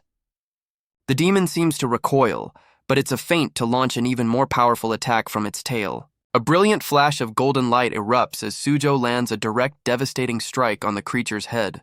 Suzhou erupts into a fit of manic laughter, his confidence soaring after landing the blow. The demon is stunned to find the attack had absolutely no effect on its armored head. The force of the impact sends Suzhou reeling backward, his triumphant expression turning to shock. A tiny fragment of the demon's shell chips off, the only sign his attack even connected. He lands hard in the murky water, the impact creating a massive splash. Standing in the mist, he wonders why his supposedly perfect strike failed to do any damage. He realizes the demon used its tail as a decoy, a clever trick that reveals its high level of intelligence. With a blood-stained grin, he accepts the challenge, ready for a truly fierce battle. The colossal creature vanishes once more, leaving him searching for its new position in the fog.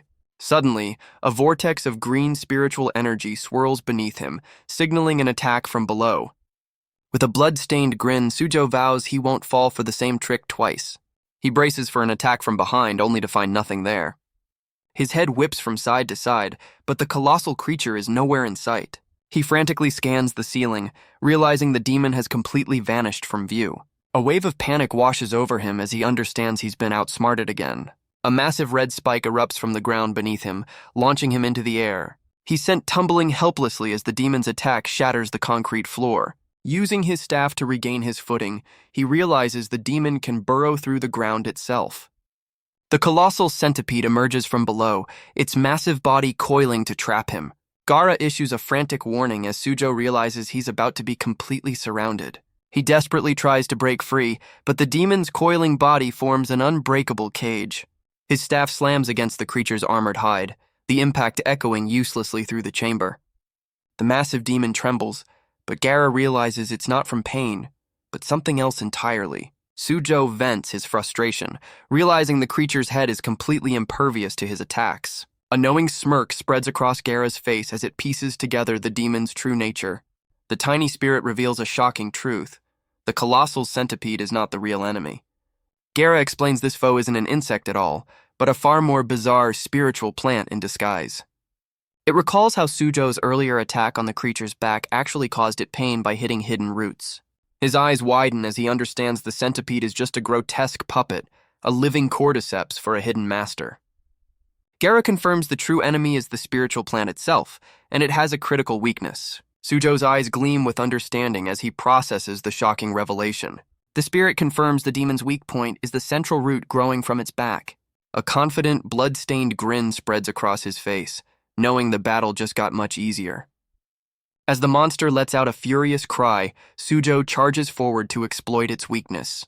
He uses his staff to vault high into the air, aiming for the creature's back. The demon turns to intercept him, but he's already a step ahead of its clumsy movements. Landing deftly on its head, he uses the monster's own body as a path to his target. He sprints along the creature's armored segments, his eyes locking onto the glowing root. With a triumphant cry, he leaps and brings his staff down in a devastating golden strike. The demon lets out a final agonized roar as the enchanted weapon finds its true mark. The demon's true form thrashes in agony, sending Suzhou flying back with the force of its pained convulsions.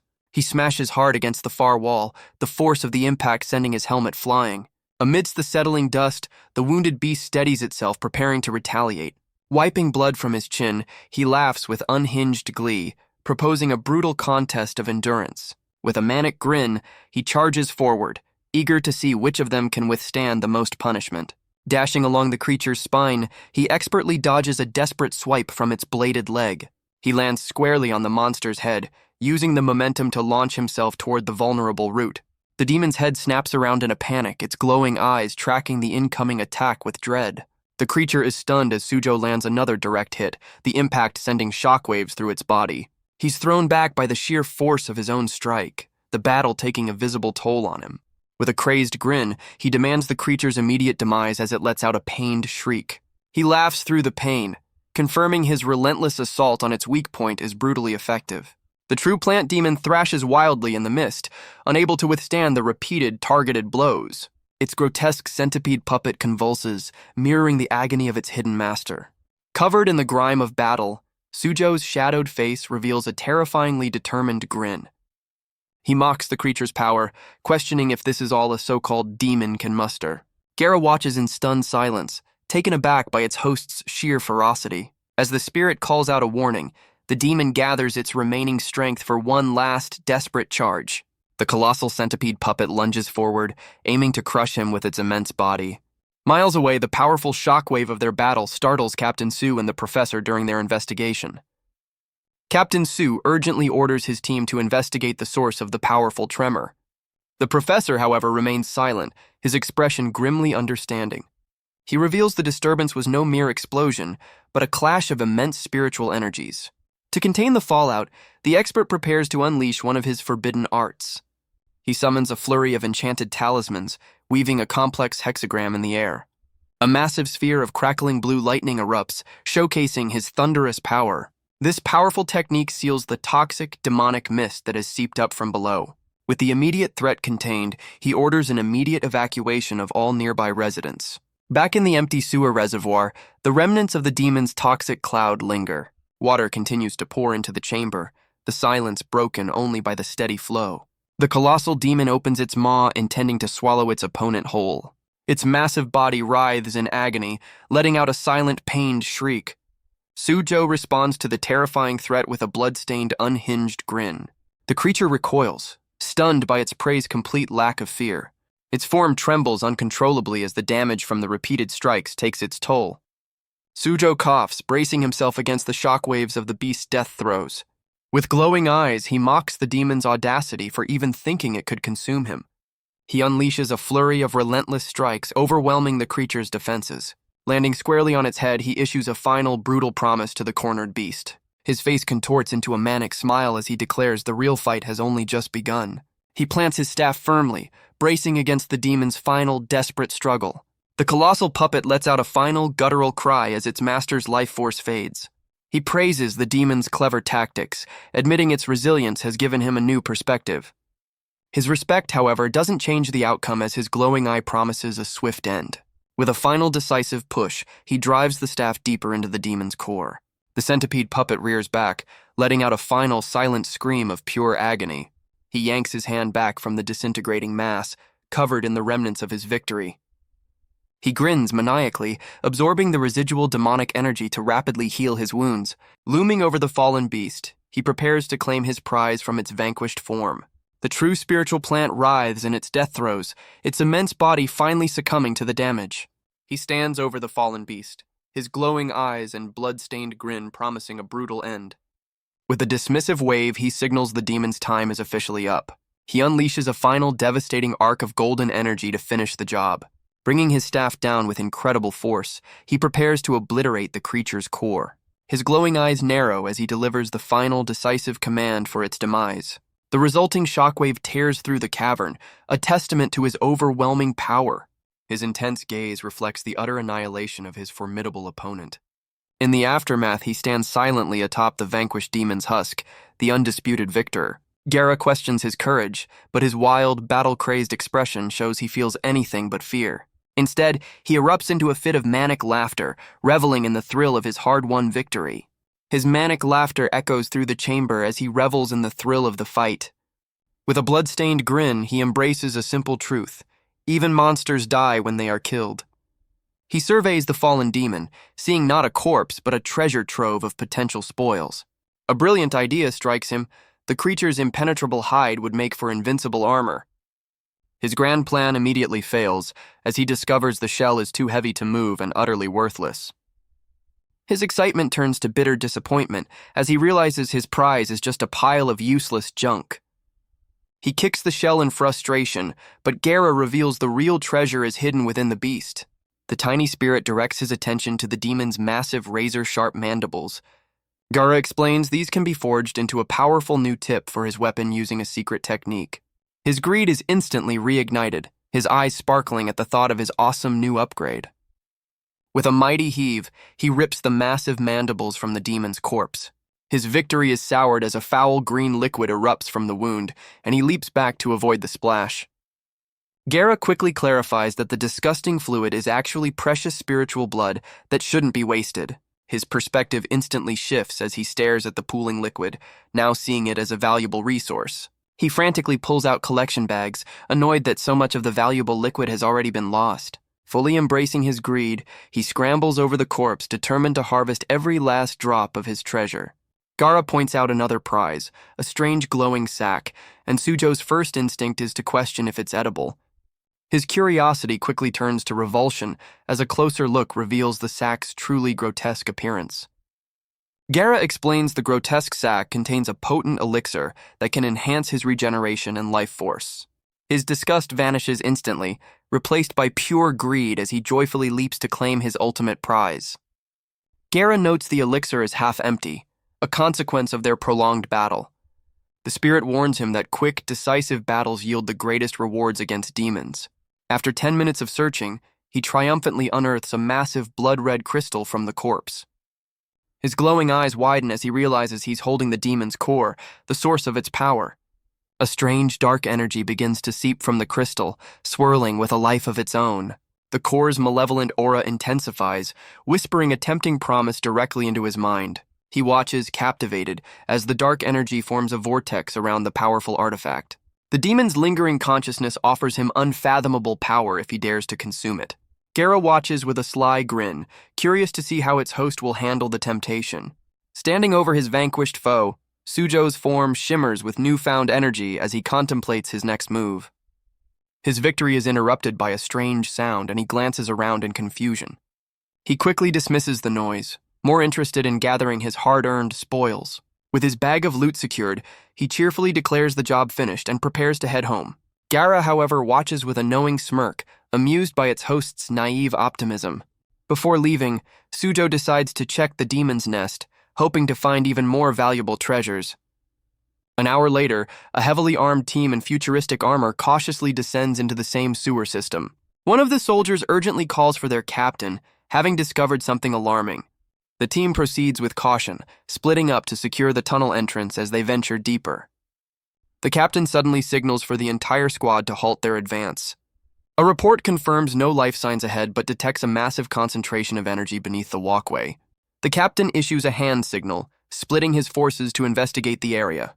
The soldiers confirm their orders and proceed down the separate dark tunnels. Team B discovers a massive, smashed opening leading into the reservoir chamber.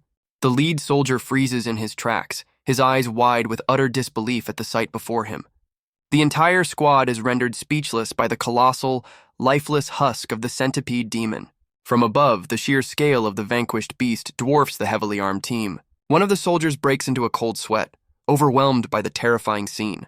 The captain senses the immense residual spiritual energy, questioning who could have slain such a monster. The soldiers respectfully greet Professor Zhang as he arrives to assess the situation.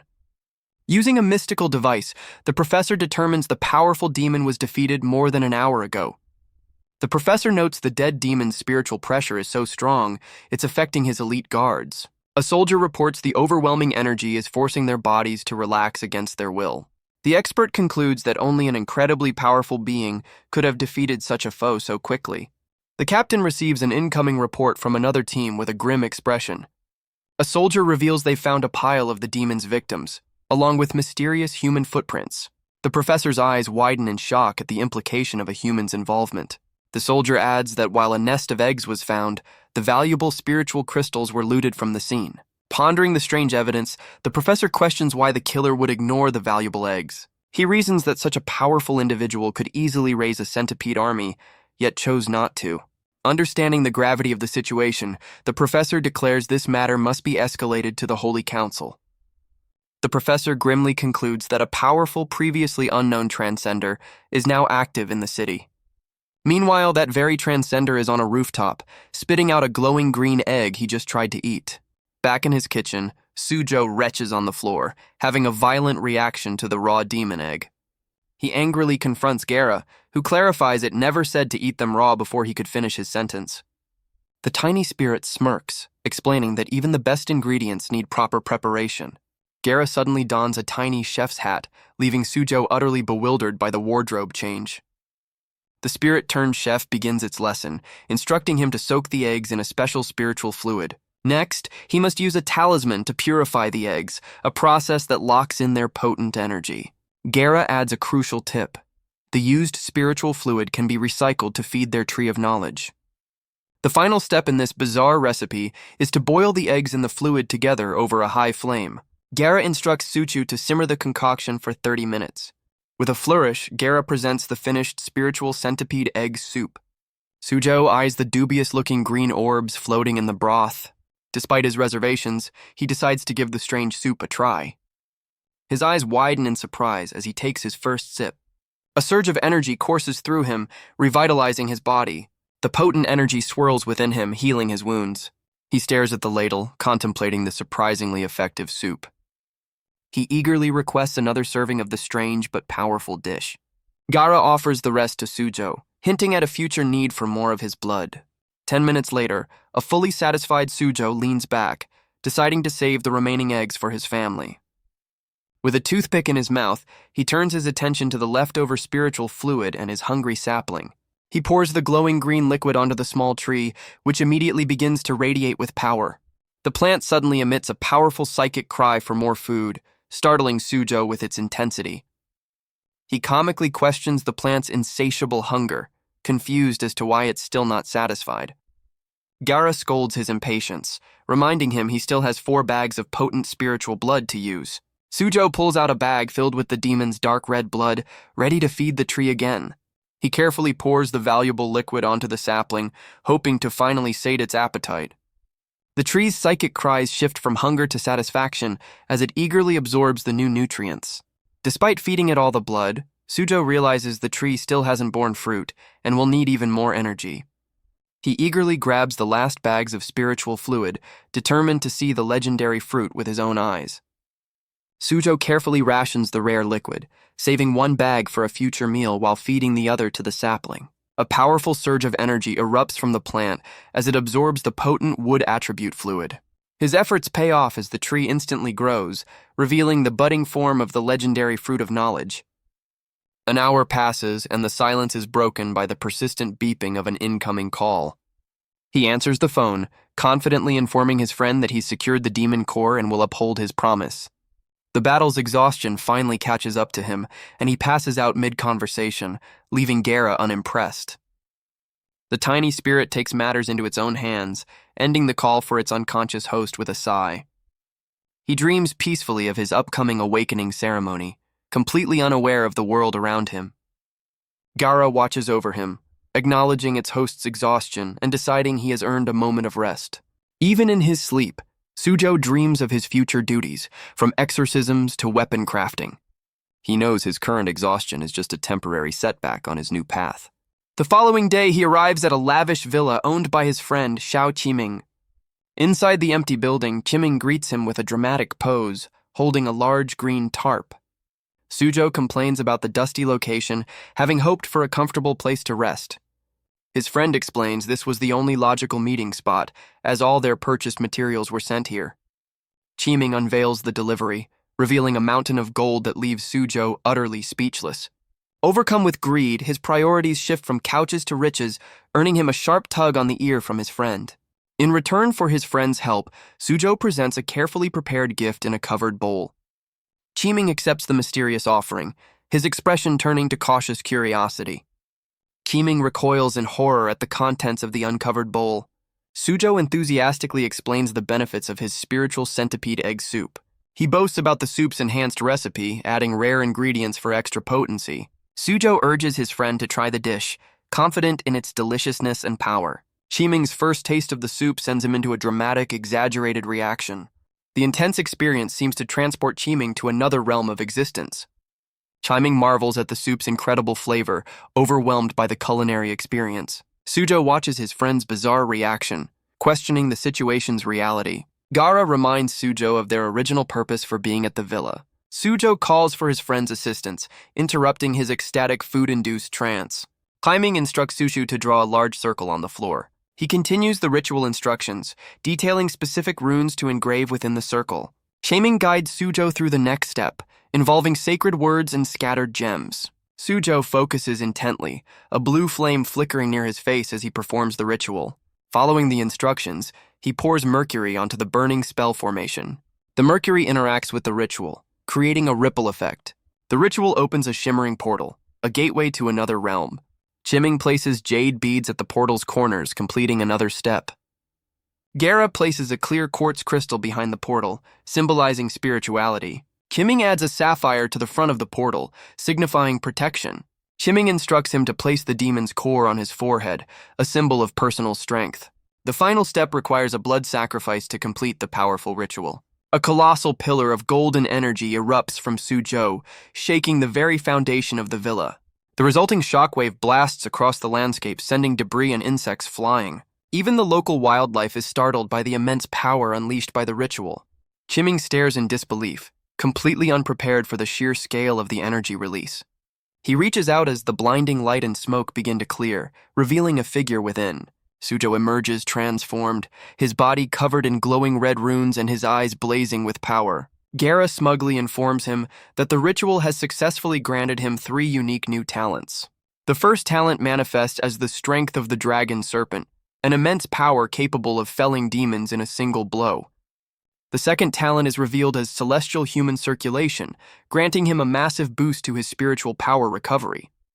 His spiritual vision, once a limited ability, can now be activated at will without any restrictions. The third and final talent begins to manifest, represented by shards of crimson energy. Gaara introduces true spirit immortality, a power that makes both his body and soul indestructible. This new ability also comes with a massive enhancement to his natural regenerative powers. The spirit explains these 3 gifts form a holy trinity, granting him a comprehensive upgrade to his body, spirit, and soul. With the transformation complete, Gaara presents its newly empowered host with an ancient text. Suzhou is left breathless, questioning the nature of the powerful artifact before him. The spirit reveals it is the ultimate cultivation technique of its lineage, the sacred geometry. Gaara explains this is the legendary method that allows a mere mortal to ascend and become a divine being. Gaara boasts that no other cultivation method, no matter how legendary, can match the one before him. The spirit declares that even the power of ancient dragons pales in comparison to the sacred geometry. It explains his 3 new talents will form a holy trinity, the perfect foundation for his ascension. Suzhou realizes this technique offers a complete upgrade, enhancing his body, spirit, and soul in unison. Gaara clarifies that while it lacks flashy elemental attacks, its focus on vitality and resilience is unmatched. He reaches out, absorbing the immense knowledge and power from the ancient text. Golden energy now courses through him, illuminating the intricate runes covering his body. The spirit watches as its host is engulfed in a blinding pillar of divine light. With a sly grin, Gaara instructs him to awaken the divine power that truly suits him.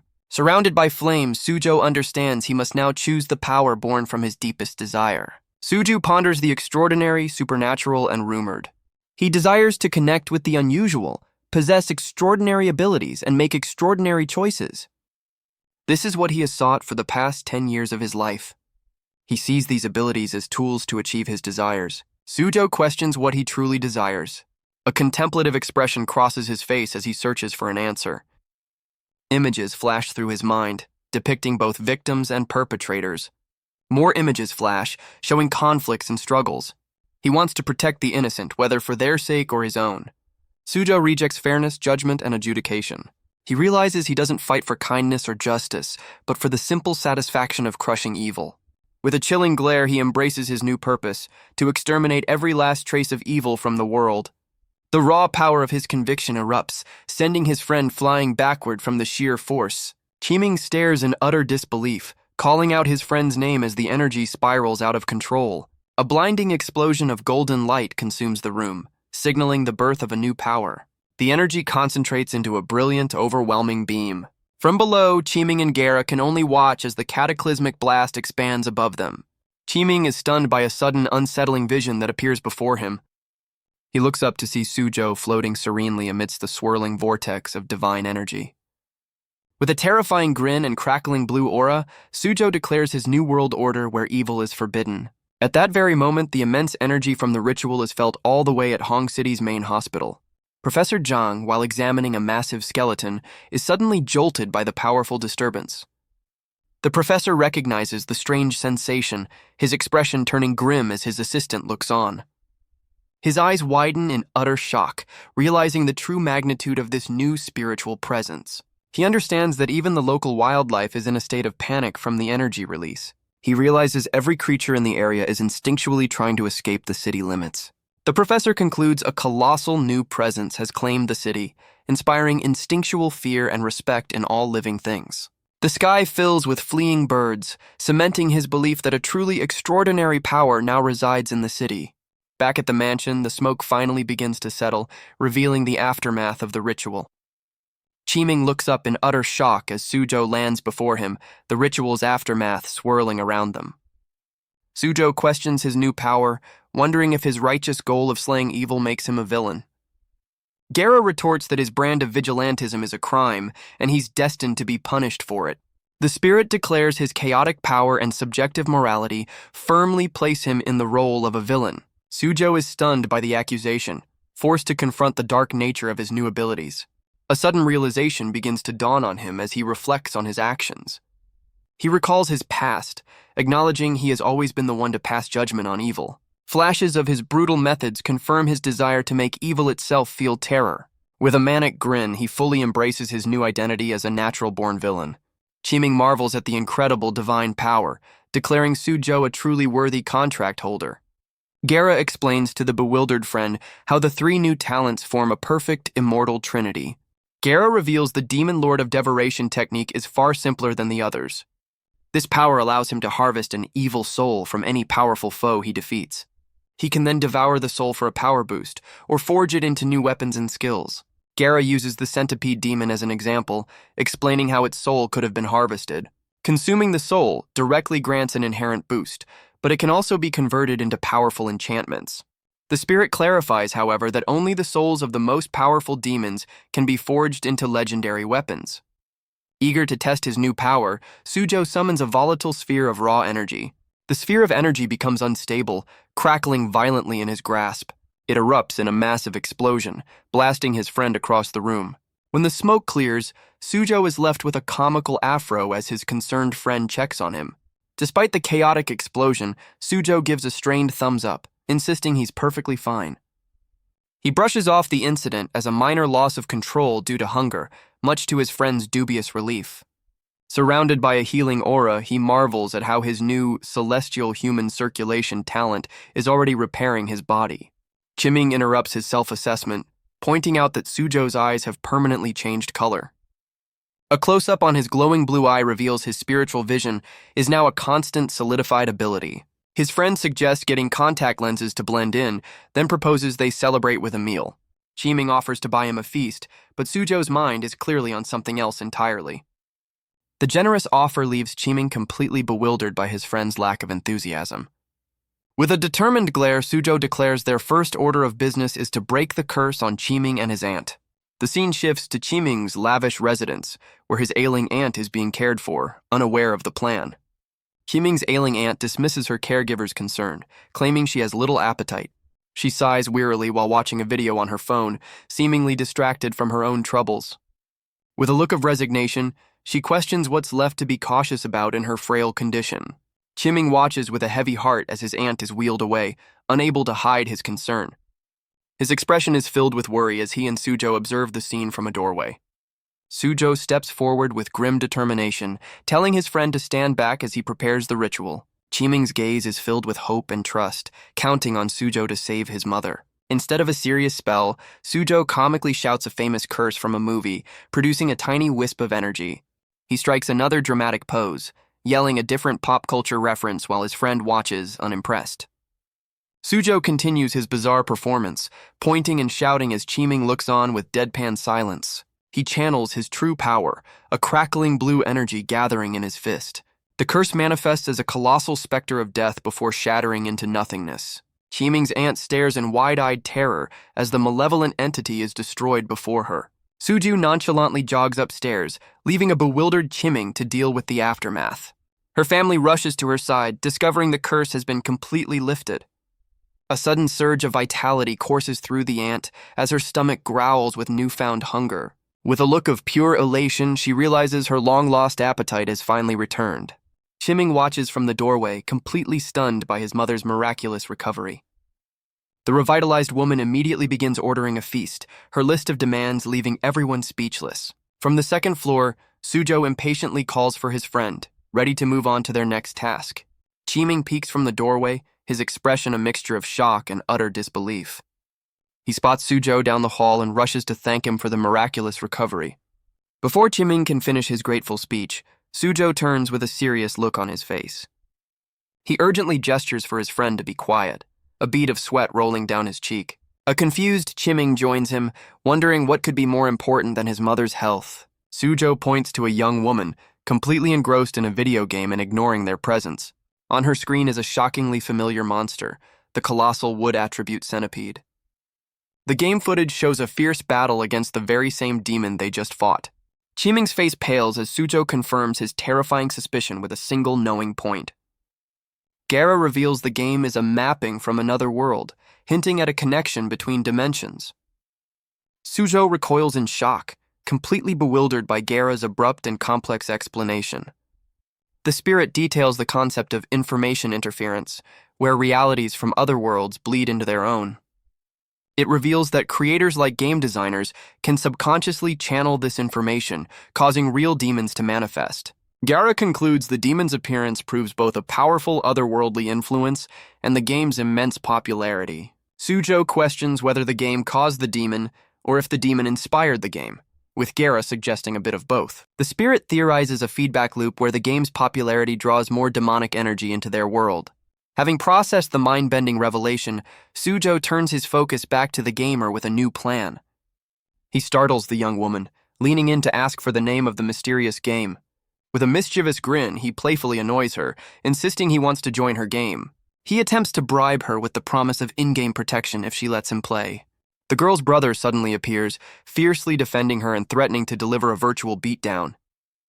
The girl seems flattered by the protective gesture, while Chiming has a moment of crisis, remembering he's her actual brother. The game's screen showcases a powerful character, the unyielding Neo, hinting at the game's deep lore. The gamer girl explains the game's origins and suggests they watch a strategy video from a popular streamer to get started. Her attention is suddenly diverted as she notices the strange, unnatural glow in Sujo's eyes. A close-up reveals his new eyes are a brilliant crystalline blue, a permanent mark of his transformation. Sujo sweats nervously, trying to pass off his supernatural eyes as a new brand of trendy contact lenses. He quickly changes the subject, teasing her about her age while reminding her of a promise she made. Their investigation is cut short as Chiming's mother calls them for dinner, and the two friends eagerly rush off. As they walk, Chiming marvels at his aunt's miraculous recovery, who is now ordering a feast to make up for a decade of lost appetite. Sujo confidently explains he broke both curses with a simple concentration of spiritual energy. Chiming is stunned, then smugly reveals he also broke his own curse, an easy feat for an awakened person like him. He takes an exaggerated, deep breath, testing the newfound freedom in his lungs for the first time in years. A wave of pure relief washes over him as he realizes how much easier it is to breathe without the curse. Suzhou cautions his friend to take it easy, reminding him that a decade of torment requires a slow recovery. His well-intentioned dietary advice is immediately undercut by the sight of a massive feast laid out before them. Qiming and his mother are already devouring the meal with gusto, leaving Suzhou to wonder how long they've been starved. Amidst the feast, Qiming's mother suddenly notices the strange, glowing change in Suzhou's eyes. He quickly lies about wearing new contact lenses, while Gara silently judges his poor excuse. The family happily enjoys their first proper meal in years, completely oblivious to the supernatural changes in their savior. Suzhou watches the feast with a heavy heart, finding it hard to celebrate their recovery. He reflects on the simple meal, a luxury his friend's aunt was denied for over a decade. Meanwhile, the revitalized woman joyfully feeds her son, savoring every moment of her returned health. His expression darkens as he contemplates the injustice of the world, where the wicked roam free.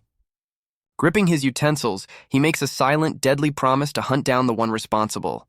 Gara interrupts his dark thoughts, cautioning that now is not the time for revenge. The spirit explains that to trace the curse, he must first find the object it's bound to. It also warns that the caster is likely a formidable opponent, making Suzhou question his own strength. Gara confirms he's not yet powerful enough, prompting a determined glare from its host. The tiny spirit reveals the path to greater power lies in exploring other worlds. Suzhou stares into a swirling purple vortex, contemplating the existence of other worlds. The spirit reveals their destiny extends beyond Earth, as dimensional bleed-through becomes more common. It explains their victory has yielded a trace of an otherworldly evil god, a key to a special device. Once he's powerful enough, he can use this clue to travel directly to the centipede's home dimension. Over dinner, he questions Gara about the true origin of the demons he's been fighting. The spirit theorizes the demons originate from one of two legendary cosmic trees, much like all dragons originate from it. It admits the spiritual traces on Earth are too weak to pinpoint the exact source, but it's certain of the connection. With a predatory grin, Suzhou realizes a trip to this other world means a massive power-up for him. His glowing eyes narrow with fierce resolve as he makes his decision. He slams his fists on the table, vowing to gain immense power and deliver brutal vengeance upon his friend's tormentors. His sudden, intense declaration of vengeance startles everyone at the dinner table. He immediately breaks out in a cold sweat, realizing he's made the meal incredibly awkward. Qiming's mother expresses her concern, while Suzhou shrinks in his seat from embarrassment. He quickly dismisses her worries with a forced laugh, stuffing his face to change the subject. Gara, however, notes the chilling intensity behind his eyes, a killing intent worthy of a demon lord. Meanwhile, at the National Security Bureau, a high-level conference is already underway. An expert briefs the attendees on a new threat, an upper second-class demon known as the Death Worm. He explains these prehistoric creatures possess immense strength and vitality, as shown in recent footage. The briefing continues, introducing another massive primordial beast, the lower first-class thunderous jellyfish. Finally, the presenter reveals a familiar foe, classifying the wood attribute centipede as a new mid-second-class demon. The expert reveals a classified individual, codenamed 11, is considered more significant than any known demon. The presenter, Yansheng, addresses the room, noting 18 spiritual energy resurgences in the last 3 months. He warns that a new era is imminent, with prehistoric giants reawakening as the connection between worlds strengthens. Yansheng declares the time for secrecy is over, as supernatural anomalies will soon become public knowledge. He promises the assembled veterans that they will soon be able to reveal their true heroic identities to the world. A council of sages has decided to establish special academies to manage the nation's superpowered individuals. The National Security Bureau will be absorbed into this new system, with everyone present becoming its core elders. The shocking announcement sends a ripple of surprise and confusion through the entire assembly. Meanwhile, in Hong City, a separate investigation begins into a sinister demon preying on the local population. A grim-faced official reports that another mystery has emerged. The city's recent demon threats have all been eliminated. The official reveals the demon was neutralized by a mysterious entity before his team could even respond. He asserts that everyone in the room is already aware of the culprit's identity. The man confirms the actions were carried out by the unknown transcender, officially codenamed 11. A murmur of discussion ripples through the room as the officials process the news. A furious commander slams the table, declaring that no vigilante will be permitted to operate above the law. He points forward, issuing a direct order from High Command to capture 11 using all available resources. Meanwhile, the target of this massive manhunt, codename 11, is relaxing at his humble apartment. Inside, Gara is seen furiously typing away on a laptop, completely engrossed in its task. Sujo, clad in a ridiculous tiger onesie, bursts in with a flyer, ecstatic about a huge sale. He points to a laptop ad, promising to buy Gara its own computer so they can stop fighting over his. Sujo smugly wonders if his new demon-slaying hero status qualifies him for a shopping discount. Gara is unimpressed, pointing out he's only fought minor spirits and his tree of knowledge remains fruitless. He admits hunting in a city full of cameras is inefficient, while Gara suggests finding some fertilizer for the tree. The spirit scolds his impatience, but Sujo calmly reveals he has a much simpler, time-efficient plan. Gara's anger turns to curiosity, eagerly asking him to reveal his new strategy. With a triumphant grin, Sujo holds up his phone and declares he's just going to ask his dad. He casually texts his police captain father about recent mysterious deaths, hoping for a lead on a new demon. A moment later, his phone buzzes with a reply, and he excitedly announces his plan was a success. His father's warning to avoid Wansho Temple is cleverly interpreted as a direct clue to the demon's location. Gara's expression turns to shock, recognizing the ominous significance of the Wansho Temple. Sujo sits in his tiger onesie, a look of sudden realization crossing his face. With glowing eyes and a determined grin, he decides it's time to go shopping for a new computer. He arrives at the bustling, neon-lit commercial street of Wansho Temple, ready for his mission. The vibrant street is full of attractions, including a massive new robot making its debut in the square. A nearby demonstration showcases a special exoskeleton armor, drawing a large, impressed crowd. The advertisement promises limitless strength to ordinary people, a tempting offer in this new era. After successfully purchasing a new laptop, a young boy happily runs out of the store. The shop owner playfully scolds Sujo for his hard bargaining, urging him to bring his rich friend next time. He justifies his haggling, explaining that unlike his wealthy friend, he must spend his hard-earned money wisely. Gara agrees with his priorities, just as Sujo excitedly spots a familiar face in the crowd. He waves to a familiar street food vendor, drawn in by the delicious aroma of cooking. The vendor greets him warmly, and Sujo explains he's there for the famous chicken skewers, much to Gara's horror. He happily confirms the fragrant aroma of the skewers drew him to the stall amidst the bustling city night. He orders his usual 10 skewers, paying with his phone and complimenting the vendor's modern setup. His mouth waters as he watches the skewers sizzle, barely able to contain his excitement. Gara, perched on his shoulder, gives a stern look, silently reminding him not to skimp on the sauce. He devours the skewers with pure bliss, ignoring the vendor's advice to eat slower as Gara senses something amiss. The spirit's playful mood vanishes as it alerts him to the presence of a faint but extremely dark spiritual energy. Interrupted mid-bite, Sujo pauses his feast to acknowledge the spirit's urgent warning. Gara clarifies this new threat is far more dangerous than the centipede, identifying it as a servant of celestial deities. Gara identifies the sinister aura, confirming it originates from a true demon. The spirit explains these beings are born of destruction, their sole purpose to bring about the apocalypse. Unfazed by the dire warning, Sujo scoffs while finishing his skewer. With a battle-hungry grin, he eagerly welcomes the new powerful threat.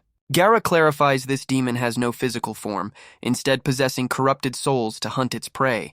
Sujo confirms the terrifying possibility that this entity is lurking somewhere in the crowded neighborhood. He realizes hunting a humanoid demon in a populated area is a far greater challenge than fighting a monster underground. His glowing eye narrows with focus as he prepares to track the malevolent presence. Activating his spiritual vision, he scans the city, overlaying it with a grid to trace the energy. The vision reveals a clear trail, showing the demon's path heading north before ducking into a nearby alley. He smirks, deciding to wait for the cover of darkness to begin his hunt. As night falls over Wansho Temple, a strange device on a rooftop begins to beep. Clad in tactical gear, Sujo perches on a rooftop, patiently waiting for his target. He inspects his makeshift weapon, noting its crude design will have to do for now. Gara questions his confidence, but Sujo dismisses the true demon as weak for preying on mortals. Gazing over the city, he reaffirms his vow to exterminate every monster that appears. With a surge of power, he leaps into the night, declaring himself the true apex predator. He makes a dramatic entrance, shattering a window as he crashes into a building. Landing gracefully inside the dark room, he finds the place completely empty. Gara scolds his flashy entrance, while Sujo uses his phone to illuminate the dark space. He justifies his noisy entrance as a tactic to catch his target off guard. He steps forward with purpose, crushing an insect as he advances through the derelict room. A faint light and a sinister aura emanate from a slightly ajar restroom door. He cautiously approaches the door, immediately hit by a foul stench from within. His phone's camera reveals a gruesome sight, causing his eyes to widen in shock. The light exposes a bathtub filled with the grim remains of the demon's previous victims. Overlooking the horrific scene, his anger intensifies as he realizes the true evil he's facing. A sinister figure with glowing red eyes materializes from the shadows behind him. Gara issues a desperate warning as a monstrous creature lunges at him from the darkness.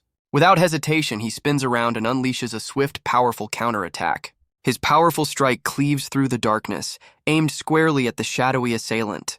But his attack hits nothing, leaving him confused as he scans the now empty room. Realizing his target has fled, he immediately sprints towards the only other room, the bedroom. He kicks the door open with furious force, tired of the demon's cowardly games. The sight that greets him inside leaves him completely stunned. A gaunt, long-haired man stands silently in the ruined room, his back turned to the intruder. Sujo approaches cautiously, finding another victim on the floor as he tries to make sense of the scene. He discovers a family photo, realizing with a heavy heart that the possessed man was once a loving father. The man turns with a twisted, apologetic smile, his humanity lost to the dark power possessing him. The demon's true form erupts from its host, a monstrous maw opening wide to consume its next meal. Gara warns him that the true demon is attempting to consume his very soul. Dark tendrils ensnare him, pulling him into a spiritual battle he's unprepared for. The spirit reveals the demon has already invaded his mind, laughing with triumphant glee. Sujo finds himself in a hellish mindscape where the demon mocks his human arrogance. The demon gloats over his seemingly defeated soul, thanking him for the gift of his powerful body. With a terrifying grin, the entity promises to put its new vessel to good use. But even while bound, Sujo's glowing eye reveals a chilling, unbroken defiance. He calmly informs the demon that it never received his permission to take over. The demon's triumphant expression instantly shifts to one of pure, utter shock. A sudden, agonizing scream rips from the demon as it realizes its fatal miscalculation. He reveals his body and soul are both immortal, capable of regenerating from any harm. Sujo unleashes his true spirit immortality, blasting the demon back with a wave of spiritual energy. The demon roars in disbelief, its rage fueling a desperate final lunge. He calmly notes the demon's inexperience, preparing to demonstrate another of his unique talents. Sujo activates his dragon serpent power, filling the mindscape with overwhelming force. A devastating beam of energy cuts through the darkness, striking the demon with pinpoint accuracy. The powerful blow sends the demon crashing against a wall, reeling from the impact. With a final, furious cry, the entity charges forward, intent on destroying its opponent. Sujo's glowing eyes narrow, judging the demon unworthy for leaving its own realm. He grips his weapon, declaring the creature only deserves a single round of combat before its end. He exploits a tactical taboo, striking down at the demon from a high position. The demon leaps to intercept him, confident that its opponent has nowhere to run. Sujo's attack lands with devastating force, proving the demon's confidence was misplaced. The powerful blow sends the entity crashing to the ground, reeling in pain. Its rage boils over as it lets out a furious, defiant roar. But Sujo unleashes a swirling vortex of spiritual energy, catching the demon by surprise. He silences its cries with a direct blast, his glowing weapon pointed forward. The demon is overwhelmed by the attack, vowing revenge even as its form begins to dissipate. Gara questions its host's sudden hesitation to deliver the final blow. With renewed resolve, Sujo ends the fight, channeling his power into one last decisive strike. Back in the physical world, Sujo surveys the quiet building with a newfound understanding. His glowing eyes narrow as he processes the grim truth of the situation before him. He turns to the demon's former host, who is now bound to a chair and slowly regaining consciousness. Sujo reveals he knows the man's identity, a once successful marketing manager named Li Ji. He recounts the man's past, a happy family life that was tragically taken from him. He questions the man's recent bizarre actions, using a jolt of energy to get his attention. The former host reacts violently to the spiritual shock, coughing in distress. With cold certainty, Sujo delivers the chilling truth. The man has been dead for a long time. A flashback reveals the man's final moments 5 years ago, when a tragic accident cut his life short. In his last happy memory, he walks home through the rain, blissfully unaware of the fate awaiting him. The man recalls a day of heavy rain, with dark clouds blotting out the sun.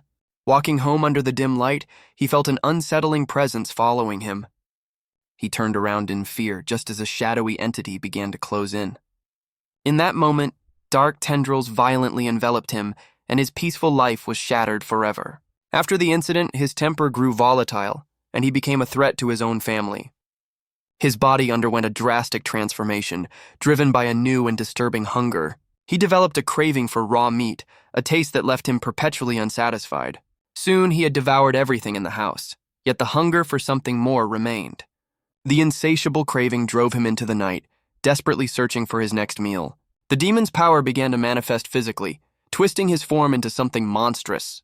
The man's story continues, revealing his hunger first led him to hunt small, terrified creatures in the dark. He recalls the grim aftermath of his nightly hunts, a desperate attempt to find flavor that always left him wanting more. The possessed man remembers his own horror as he lost control, questioning the monstrous changes happening to him. Back in his memory, his wife's cheerful call to breakfast is met by his silent, gaunt figure. Her concern grows as she sees the inhuman, glowing red malice in his eyes. She finds him crouched on their bed like a cornered animal, a predator in their once safe home. The demon's influence finally takes over, his hand clenching as he reaches his breaking point. He violently grabs his wife's arm, her expression shifting from concern to pure terror. Tears stream down her face as she realizes the man she loves is gone, replaced by a monster. With a terrifying, sharp-toothed grin, the entity inside him reveals its true, insatiable hunger for something far more sinister. The man's tragic memory shifts to the exterior of his family's once peaceful apartment building. Inside the now silent home, a phone begins to ring, its call echoing through the empty rooms. The call is from his daughter's teacher, who grows concerned when no one arrives to pick the child up.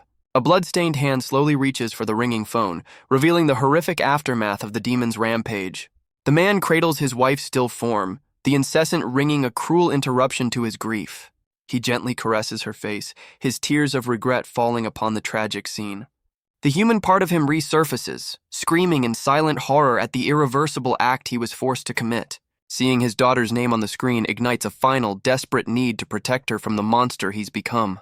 He makes a frantic call to his own mother, pleading with her to pick up his daughter from school. Overcome with despair, he begs her to keep his daughter safe, knowing he doesn't have much time left. His mother's frantic questions echo from the phone as it tumbles through the air, stained by the grim aftermath. The call is violently cut short as the phone shatters on the floor, silencing his mother's pleas. In a horrific flashback, the demon's influence peaks, forcing him into a tragic confrontation with his own wife. The entity inside him lets out a triumphant roar, its glowing red eyes and sharp-toothed grin revealing its pure malice. Back in the present, the possessed man slumps in his chair, a hollow laugh escaping his lips as he accepts the awful truth. Sujo holds up the family photo, explaining this tragedy was the catalyst that fully awakened the demon within. He reveals the demon then used the man's body as a vessel, preying on others to fuel its own dark power. Overwhelmed by the revelation, the man whispers a quiet, desperate apology for the monster he was forced to become. His quiet sorrow erupts into a raw scream of guilt, the full weight of his actions finally crashing down upon him. Tears stream down his face as he takes the blame, consumed by the belief that the entire tragedy was his fault. A memory of his daughter strengthens his resolve. Knowing he can't let the monster he's become harm her, he accepts that his only release from this nightmare is to finally embrace the end. His physical form begins to crumble, the last vestiges of the demon's corruption fading away. With a final grateful smile, the tormented man thanks Sujo as his soul shatters into nothingness. Sujo watches silently, his expression grim as he witnesses the man's final moments of peace. An explosion of spiritual energy erupts behind him, signaling the release of the demon's trapped essence. From the resulting smoke, the malevolent face of the true demon's soul begins to coalesce. The raw evil energy condenses at his feet, forming a small swirling vortex of dark power. Sujo stares in shock, completely unprepared for the tangible form the harvested soul has taken. The tiny, captured essence of the demon lets out a furious roar, its concentrated power now ready to be claimed. With a cold glare, Sujo silences the demon's defiant cries. The spectral form of the true demon writhes, its evil essence now fully exposed. He channels his power, leaping forward to crush the disembodied spirit once and for all. The soul lashes out with a spectral hand, desperately trying to fight back. Sujo's rage boils over, questioning how the entity dares to speak after causing so much pain. Dark tendrils of energy erupt from his body as he prepares to absorb his prize. He lunges with incredible speed, closing the distance in an instant. The demon's soul makes a final, desperate lunge, its monstrous form roaring in defiance. His face transforms with glowing runes as he condemns the creature for toying with humanity. Unleashing a vortex of spiritual power, he passes his final judgment on the malevolent entity. The demon's soul recoils in shock, caught off guard by his overwhelming power. He unleashes a concentrated blast of spiritual energy, striking the entity with righteous fury. The spectral creature is slammed into the ground, letting out a silent roar of agony. Sujo recalls the innocent family the demon destroyed, his resolve hardening into cold steel. His eyes burn with rage, knowing no punishment could ever be enough for the suffering it caused. He prepares a sealing ritual, deciding eternal damnation is the only fitting end for such a plague. With a final chilling glare, he activates the full extent of his power. The captured soul lets out one last defiant cry as it's completely overwhelmed. A massive blast of energy erupts from the building, signaling the end of the battle. Amidst the settling dust, Sujo calmly holds the captured essence of the true demon in his hand. Gaara identifies the captured prize as the malevolent soul of a true demon.